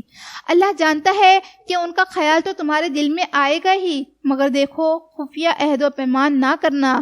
اگر کوئی بات کرنی ہے تو معروف طریقے سے کرو، اور عقد نکاح باندھنے کا فیصلہ اس وقت تک نہ کرو جب تک کہ عدت پوری نہ ہو جائے۔ خوب سمجھ لو کہ اللہ تمہارے دلوں کا حال تک جاننے والا ہے، لہٰذا اس سے ڈرو، اور یہ بھی جان لو کہ اللہ بردبار ہے، چھوٹی چھوٹی باتوں سے درگزر فرماتا ہے۔ تم پر کچھ گناہ نہیں کہ اگر اپنی عورتوں کو طلاق دے دو قبل اس کے کہ ہاتھ لگانے کی نوبت آئے یا مہر مقرر ہو۔ اس صورت میں انہیں کچھ نہ کچھ دینا ضروری ہے۔ خوشحال آدمی اپنے مقتدرت کے مطابق اور غریب آدمی اپنے مقتدرت کے مطابق معروف طریقے سے دے، یہ حق ہے نیک آدمیوں پر۔ اگر تم نے ہاتھ لگانے سے پہلے طلاق دی اور لیکن مہر مقرر کیا جا چکا ہو تو اس صورت میں نصف مہر دینا ہوگا۔ اور یہ بات ہے کہ عورت نرمی برتے اور مہر نہ لے، یا وہ مرد جس کے اختیار میں عقد نکاح ہے نرمی سے کام لے اور پورا مہر دے دے، اور تم یعنی مرد نرمی سے کام لو تو یہ تقوی سے زیادہ مناسبت رکھتا ہے۔ آپس کے معاملات میں فیاضی کو نہ بھولو، تمہارے اعمال کو اللہ دیکھ رہا ہے۔ یہاں پہ جو 237 آیت میں جو بات آ رہی ہے کہ اور آپس میں احسان کرنا مت بھولو، آپسی رشتے میں احسان کا رویہ مت بھولو۔ تو یہ بات نکاح سے ریلیٹڈ ہے، تو یہاں پہ بات یہ ہے کہ جب ایک لڑکا اور لڑکی جب نکاح کے اس میں رشتے میں ہوتے ہیں اور کسی وجہ سے جب ان میں نہیں بن پاتی، وہ رشتہ ختم ہونے پہ آتا ہے، تو کیا ہوتا ہے، جب ان کی سپریشن کی بات ہوتی ہے تو لوگ کیا کرتے ہیں، ایک دوسرے کو بلیم کرنا شروع کر دیتے ہیں۔ یعنی اب دیکھیے ہوتا کیا، ایگزامپل سے آپ سمجھ سکتے ہیں کہ جب دیکھیے کوئی لڑکا کسی لڑکی کو دیکھنا تھا، یعنی نکاح سے پہلے کا پروسیجر کیا ہوتا ہے کہ لڑکا لڑکی کو دیکھنے کے لیے آتا ہے، اور ہوتا کیا ہے ہم سب جانتے ہیں، جب لڑکے والے لڑکی کو دیکھنے آتے ہیں تو کیا ہوتا ہے، سب کیسے ملتے ہیں، بڑے اچھے سے ملتے ہیں، اور کیا کرتے ہیں لڑکی والے، ان کی خاطرداری کرتے ہیں، ان کے ویلکم کے لیے گھر صاف ستھرا کرتے ہیں، ان کے لیے اچھے سے اچھے ناشتے کھانے پینے کا انتظام کرتے ہیں۔ لیکن جب آگے چل کے بات نہیں بنتی، کچھ بھی بات بگڑتا ہے تو کیا ہوتا ہے، لوگ کیا کہتے ہیں کہ مجھے تو پہلے دن سے ہی لگ رہا تھا کہ یہ بات نہیں بنے گی، شروع سے کچھ کھٹک رہا تھا۔ تو ہم کیا کرتے ہیں، کچھ بھی اچھا نہ، جب بات بگڑنے لگتی تو اچھی چیزوں کو بھی برا بنا دیتے ہیں۔ اور اسی طرح دیکھیے ہم کو یہ ایک لڑکی والوں کو بھی دھیان رکھنا چاہیے کہ جب لڑکی والوں کے یہاں لڑکا آتا ہے تو وہ لوگ بھی اس پر احسان کرتے ہیں کہ وہ آتے ہیں، ان کو پسند کرتے ہیں، تحفے دیتے ہیں، تو یہ ان کا بھی احسان ہوتا ہے۔ تو یہ لڑکی والوں کا بھی جو ہے، جو لڑکے والوں کا بھی احسان لڑکیوں کو نہیں بھولنا چاہیے۔ تو جب بات بگڑنے لگتی ہے تو کیا ہوتا ہے کہ نہیں، یہ لوگ تو ایسے ہی تھے، کیسے گفٹ لائے تھے، کس طریقے کے کپڑے پہنے تھے۔ تو جب بات بگڑنے لگتی ہے تو انسان کیا ہے، ہر چیز، اچھی چیز کو بھی برا بنا دیتا ہے، ہر چیز میں نیگیٹو۔ تو اگر ہم اس چیز کو دھیان سے سمجھیں، یہ تو صرف نکاح اور شادی بیاہ کی بات تھی نا، جب بات ہم اگر نارمل لائف میں بھی اس چیز کو اپلائی کر کے دیکھیں، یہ کوئی بھی سچویشن میں جب چیزیں ہمارے حق میں نہیں ہوتی، بات بگڑنے لگتی تو کیا ہوتا ہے، ہم کو کسی چیز میں اچھائی نظر ہی نہیں آتی۔ جو شخص کتنا بھی ہمارے سامنے اچھا ہوتا ہے اس میں بھی ہم کو برائی نظر آتی۔ تو اگر ہم عام زندگی میں ان چیزوں کو اپلائی کریں کہ جب ایسی حالت آئے، ایسی سچویشن آئے، تو ہم کو کیا کرنا چاہیے، ہم کو احسان کو نہیں بھولنا چاہیے، تو بہت سارے تعلقات جو ہیں سدھر جائیں گے، بہت سارے تعلقات جو ہے سنبھل جائیں گے۔ احسان جتانا ہم کبھی نہیں بھولتے، لیکن احسان یاد رکھنا ہم اکثر بھول جاتے ہیں۔ اگر ہم کسی پر احسان کرتے بھی ہیں تو کیا ہے، وہ ہم کو نیت یہ رکھنی چاہیے کہ ہم یہ اللہ کے لیے کر رہے ہیں، ہم کسی پر جتانا نہیں ہے۔ کسی نے احسان کیا تو ہم کو اس کو بھولنا بھی نہیں چاہیے۔ اور اگر ہم دھیان دیں تو زندگی میں ہر شخص کسی نہ کسی پر کوئی نہ کوئی احسان کرتا ہی رہتا ہے۔ ہم سب ایک دوسرے کی مدد کے محتاج رہتے ہی ہیں، کوئی نہ کوئی ایک دوسرے کے ساتھ بھلائی کرتا رہتا ہے۔ تو ہم کو یہ دیکھنا چاہیے کہ ہم کو برائیوں کو نہیں خوبیوں کو یاد کرنا چاہیے. ساری تکلیف پریشانی کی وجہ یہی ہے کہ برے وقت میں ہم صرف برائیوں کو یاد کرتے ہیں اور احسانوں کو بھول جاتے ہیں. تو ایک چیز جو یہاں پہ سمجھ میں آ رہی ہے کہ جب بھی کبھی کسی سے تکلیف پہنچے اور دل اداس ہو تو اس کی اچھائیوں کو یاد کرنا چاہیے. اس سے کیا ہوتا ہے؟ غم بھی دور ہو جاتا ہے اور رشتے بھی بہتر ہو جاتے ہیں اور سنبھل جاتے ہیں. اپنی نمازوں کی نگہداشت رکھو، خصوصاً ایسی نماز کی جو محاسن صلاۃ کی جامع ہو. اللہ کے آگے اس طرح کھڑے ہو جیسے فرما بردار غلام کھڑے ہوتے ہیں. بدامنی کی حالت ہو، خواہ پیدل ہو خواہ سوار، لیکن جس طرح ممکن ہو نماز پڑھو. اور جب امن میسر آ جائے تو اللہ کو اس طریقے سے یاد کرو جو اس نے تمہیں سکھا دیا ہے، جس سے تم پہلے ناواقف تھے. تم میں سے جو لوگ وفات پائے اور پیچھے بیویاں چھوڑ رہے ہوں ان کو چاہیے کہ اپنے بیویوں کے حق میں یہ وصیت کر جائے کہ 1 سال تک ان کو نان و نطفہ دیا جائے اور وہ گھر سے نہ نکالی جائے. پھر وہ اگر خود نکل جائے تو اپنی ذات کے معاملے میں معروف طریقے سے جو بھی کرے اس کی کوئی ذمہ داری تم پر نہیں. اللہ سب پر غالب اقتدار رکھنے والا اور حکیم و دانا ہے. اس طرح جن عورتوں کو طلاق دی گئی ہو انہیں بھی مناسب طور پر کچھ نہ کچھ دے کر رخصت کیا جائے. یہ حق ہے متقی لوگوں پر. اس طرح اللہ اپنے احکام تمہیں صاف صاف بتاتا ہے. امید ہے کہ تم سمجھ بوجھ سے کام کرو گے. تم نے ان لوگوں کے حال پر کبھی غور کیا ہے جو موت کے ڈر سے اپنے گھر بار چھوڑ کر نکلے ہیں اور ہزاروں کی تعداد میں تھے. اللہ نے ان سے فرمایا مر جاؤ، پھر اس نے ان کو دوبارہ زندگی بخشی. حقیقت یہ ہے کہ اللہ انسان پر بڑا فضل فرمانے والا ہے، مگر اکثر لوگ شکر ادا نہیں کرتے. مسلمانوں، اللہ کی راہ میں جنگ کرو اور خوب جان رکھو کہ اللہ سننے والا اور جاننے والا ہے. تم میں سے کون ہے جو اللہ کو قرض حسن دے تاکہ اللہ اسے کئی گنا بڑا چڑھا کر واپس کر دے؟ گھٹانا بھی اللہ کے اختیار میں ہے اور بڑھانا بھی اسی کی طرف تمہیں پلٹ کر جانا ہے. پھر تم نے اس معاملے پر بھی غور کیا جو موسیٰ کے بعد سرداران بنی اسرائیل کو پیش آیا. انہوں نے اپنے نبی سے کہا ہمارے لیے ایک بادشاہ مقرر کرو تاکہ ہم اللہ کی راہ میں جنگ کریں. نبی نے پوچھا کہیں ایسا تو نہ ہوگا کہ تم کو لڑائی کا حکم دیا جائے اور تم نہ لڑو؟ وہ کہنے لگے بھلا یہ کیسے ہو سکتا ہے کہ ہم راہ خدا میں نہ لڑے جبکہ ہمیں اپنے گھروں سے نکال دیا گیا اور ہمارے بال بچے ہم سے جدا کر دیے گئے.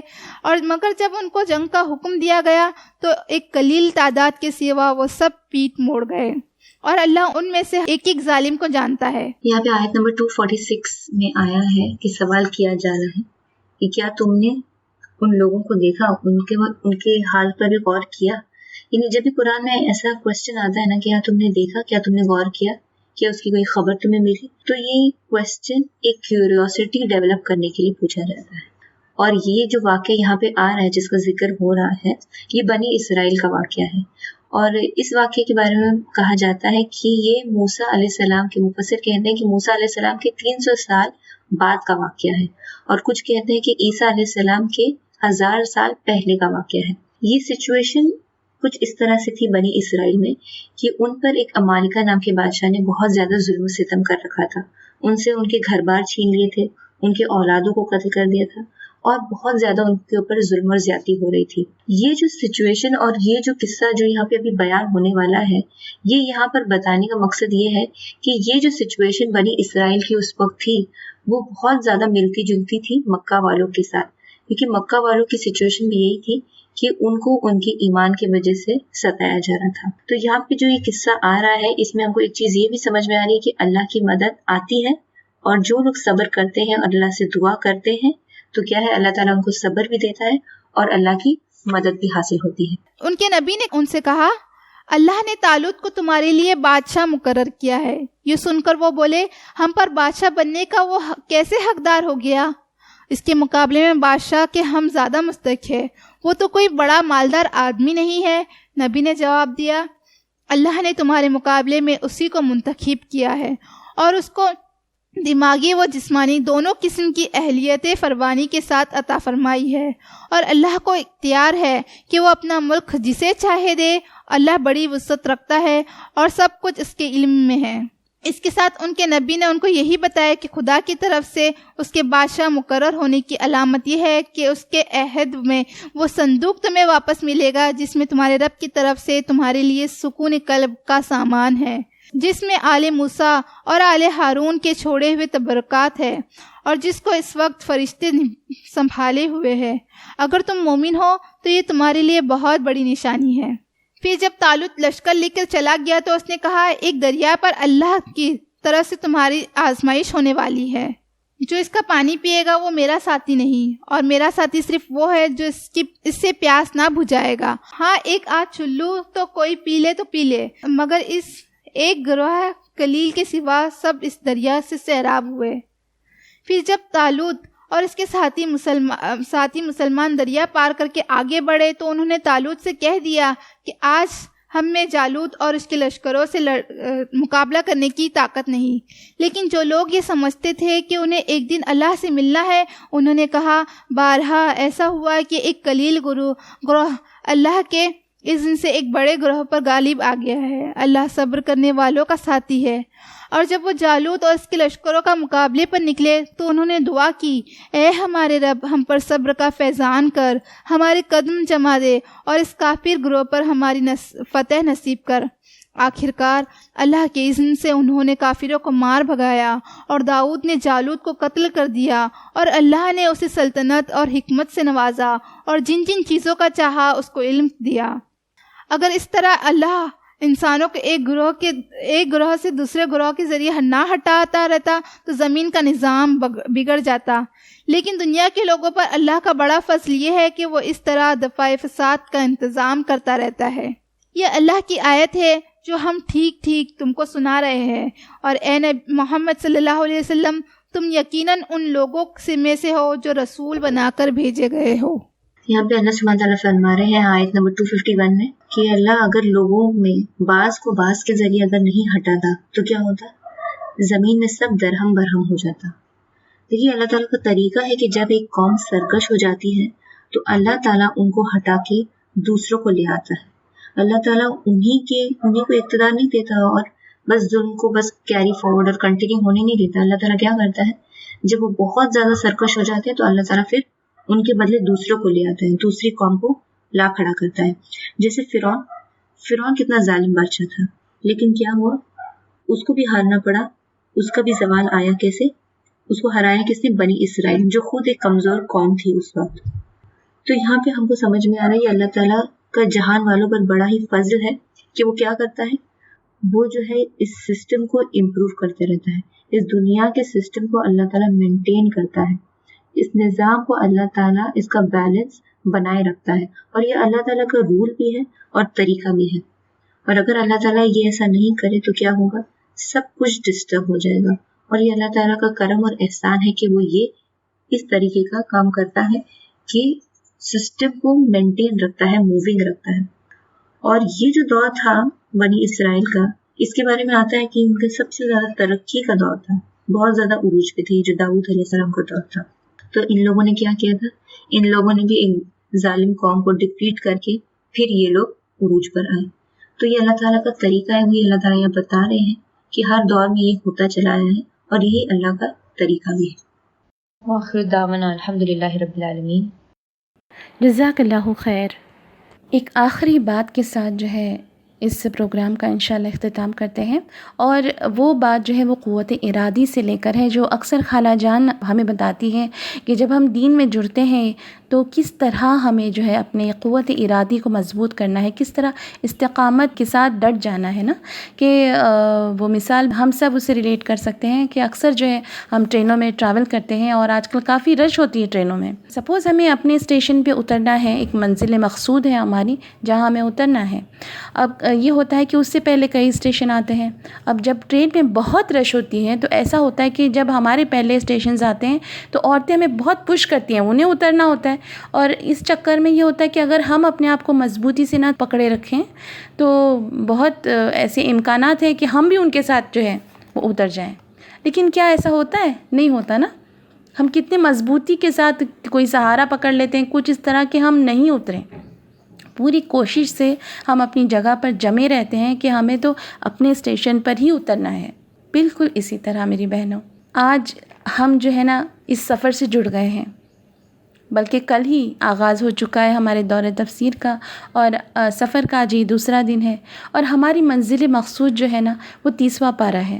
میری بہنوں، ہم اس سفر کا آغاز کر چکے ہیں، اور اس میں بھی کئی ایسے پش ہوں گے ہمارے لیے، کئی ہمارے نفس جو ہے وہ روڑے ڈالے گا ہماری راہ میں، لیکن میں آپ سب سے گزارش کرتی ہوں کہ بالکل جمے رہیے، قوت ارادی کو مضبوط کر لیجئے۔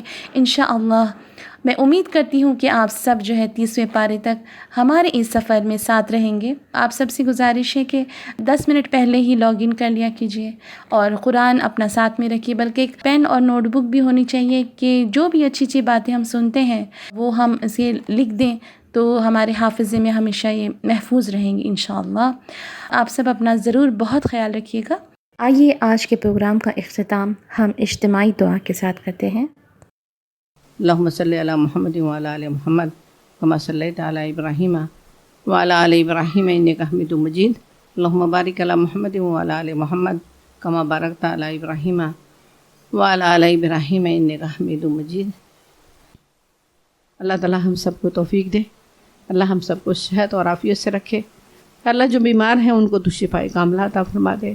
اللہ جو اس بات کی تمنا رکھتے ہیں، جن کی طاقت اور قوت میں کمی ہے، اے غفور الرحیم انہیں بھی اتنی طاقت اور قوت عطا فرما دے کہ تیری راہ میں بھاگ بھاگ کے کام کر سکیں۔ یا اللہ جن کو پیروں میں، جن کے جسم کی قوت میں کمی ہے میرے رب، انہیں بھی صحت و عافیت عطا فرما دے۔ یا اللہ جو محتاج ہیں ان کی محتاجی کو دور فرما دے، چاہے وہ محتاجی مال کی ہو یا صحت کی ہو یا دین کی ہو۔ میرے اللہ ہم سب محتاج ہیں اور تجھ سے فقیر ہیں، ہم تیرے سامنے ہاتھ پھیلاتے ہیں۔ یا اللہ تو ہماری مدد فرما دے۔ یا اللہ ہم تمنا کر سکتے ہیں، ہم آرزو کر سکتے ہیں، ہم بہت بڑے بڑے خواب دیکھ سکتے ہیں تیرے دین کی سربلندی کا، مگر اے ہمارے رب ہم کچھ نہیں کر پائے گی اللہ ماشاء اللہ، سوائے اس کے کہ تو جو چاہے، سوائے اس کے کہ تو مدد فرما دے۔ اللہم اعنی علی ذکرک و شکرک و حسن عبادتی کا، اللہ تعالیٰ تو مدد فرما دے کہ ہم تیرا بہت بہت اللہم لک ذکارا، لک شکارا، لک رہابا، لک متوا، لک مخبتاً علیک اوہ منیبا۔ اللہ ہمارے دل کو ایسا بنا دے، یا اللہ ہمارے دل کو ایسا بنا دے جو تیری یاد سے سکون پائے۔ یا اللہ ذرا جو نیکی کر کے خوش ہو جائے۔ اللہ ہم سب کے دلوں میں دنیا کا خوف، ہر طرح کے خوف کو تو نکال کے باہر کر دے۔ اللہم انی اعوذ بک من الہم والحزن۔ یا اللہ ہم حزن اور ہم سے پناہ مانگتے ہیں، خوف اور سے پناہ مانگتے ہیں۔ واعوذ بک من البخل۔ یا اللہ ہم کنجوسی سے پناہ مانگتے ہیں۔ اے غفور الرحیم، اللہم انی اعوذ بک من الہم والعجز والکسل والجبن والبخل ودلع الدین وغلبۃ الرجال۔ اللہم انی اسألک العافیۃ فی الدنیا والآخرہ۔ اللہم انی اسألک العفو والعافیۃ فی دینی و دنیای و اہلی و مالی۔ اللہم استر عوراتی و آمن رواتی۔ یا اللہ ہم سب جس چیز سے خوف زدہ ہیں اسے تو بچا لے۔ اللہم استر عوراتی و آمن رواتی۔ یا اللہ جس چیز سے ہم سب ڈر رہے ہیں، یا اللہ تعالیٰ تو ہمیں بچا دے، و آمن رواتی۔ اللہم احفظنی من بین یدی و من خلفی وعن یمیلی وعن شمالی و من فوقی واعوذ بعظمتک ان اغتال من تحتی۔ یا اللہ ہم سب اپنے آپ کو مکمل طور پر، اپنے بچوں کو، اپنے گھر کو، اپنے دین کو تیرے حوالے افوض امری اللہ۔ اللہ تو اس کی حفاظت فرما رہا ہے۔ اے غفور الرحیم، جو ہم نے مانگا ہے وہ بھی ہمیں عطا فرما دے۔ اور بہت سی چیزیں ہیں میرے اللہ، جب مانگنا شروع کرتے ہیں سب بھول جاتے ہیں۔ اے اللہ تو بن مانگے ہمیں وہ چیزیں عطا فرما دے۔ اے اللہ ہمارے اس وقت کو جو جہاں بیٹھ کے گزرا ہے، اے اللہ قیامت میں میزان میں یا اللہ ایک عمل خیر میں اس کا شمار کر دینا۔ یا اللہ ہمارے گھروں کو اسلام کا قلعہ بنا دے۔ یا اللہ وہ برائیاں، وہ چیزیں جو معاشرے میں بکھری ہوئی ہیں، اس سے ہم سب کے گھروں کو محفوظ رکھ دے۔ یا اللہ ہمارا دل اپنی محبت سے سرشار کر دے۔ یا اللہ ہمارے رسول صلی اللہ علیہ وسلم کی محبت کا حق ادا کرنے والا بنا دے۔ یا اللہ قرآن سے محبت کر دے۔ یا اللہ گلی گلی کوچے کوچے یا اللہ اپنا ایجنٹ بنا لے، یا اللہ لوگوں کے دروازوں کو کھٹکھٹانے والا بنا دے، یا اللہ ہمارے گھروں میں تیرے دین کے لیے جگہ بنا دے، یا اللہ وسعت کر دے، یا غفور الرحیم یا ارحم الراحمین ہماری دعاؤں کو قبول فرما لے، یا اللہ تجھ سے مانگ کر کبھی نامراد نہیں ہوئی ہوں، یا اللہ ہماری دعاؤں کو تو نہیں قبول کرے گا تو کون کرے گا؟ یا اللہ ہم سب کا تو کوئی ٹھکانہ بھی نہیں ہے سوائے تیرے ٹھکانے سے، یا اللہ اپنے دل کی باتیں تو صرف تجھ سے کر سکتے ہیں، یا اللہ ہماری نیکیوں کو قبول فرما لے، یا اللہ برائیوں سے بچا لے، یا اللہ ہمارے صفوں کو انتشار سے بچا لے۔ ربنا تقبل منا انك انت السميع العليم وتب علينا انك انت التواب الرحيم صلی اللہ تعالی علی خیر خلقہ محمد وعلی آلہ واصحابہ اجمعین برحمتک یا ارحم الراحمین۔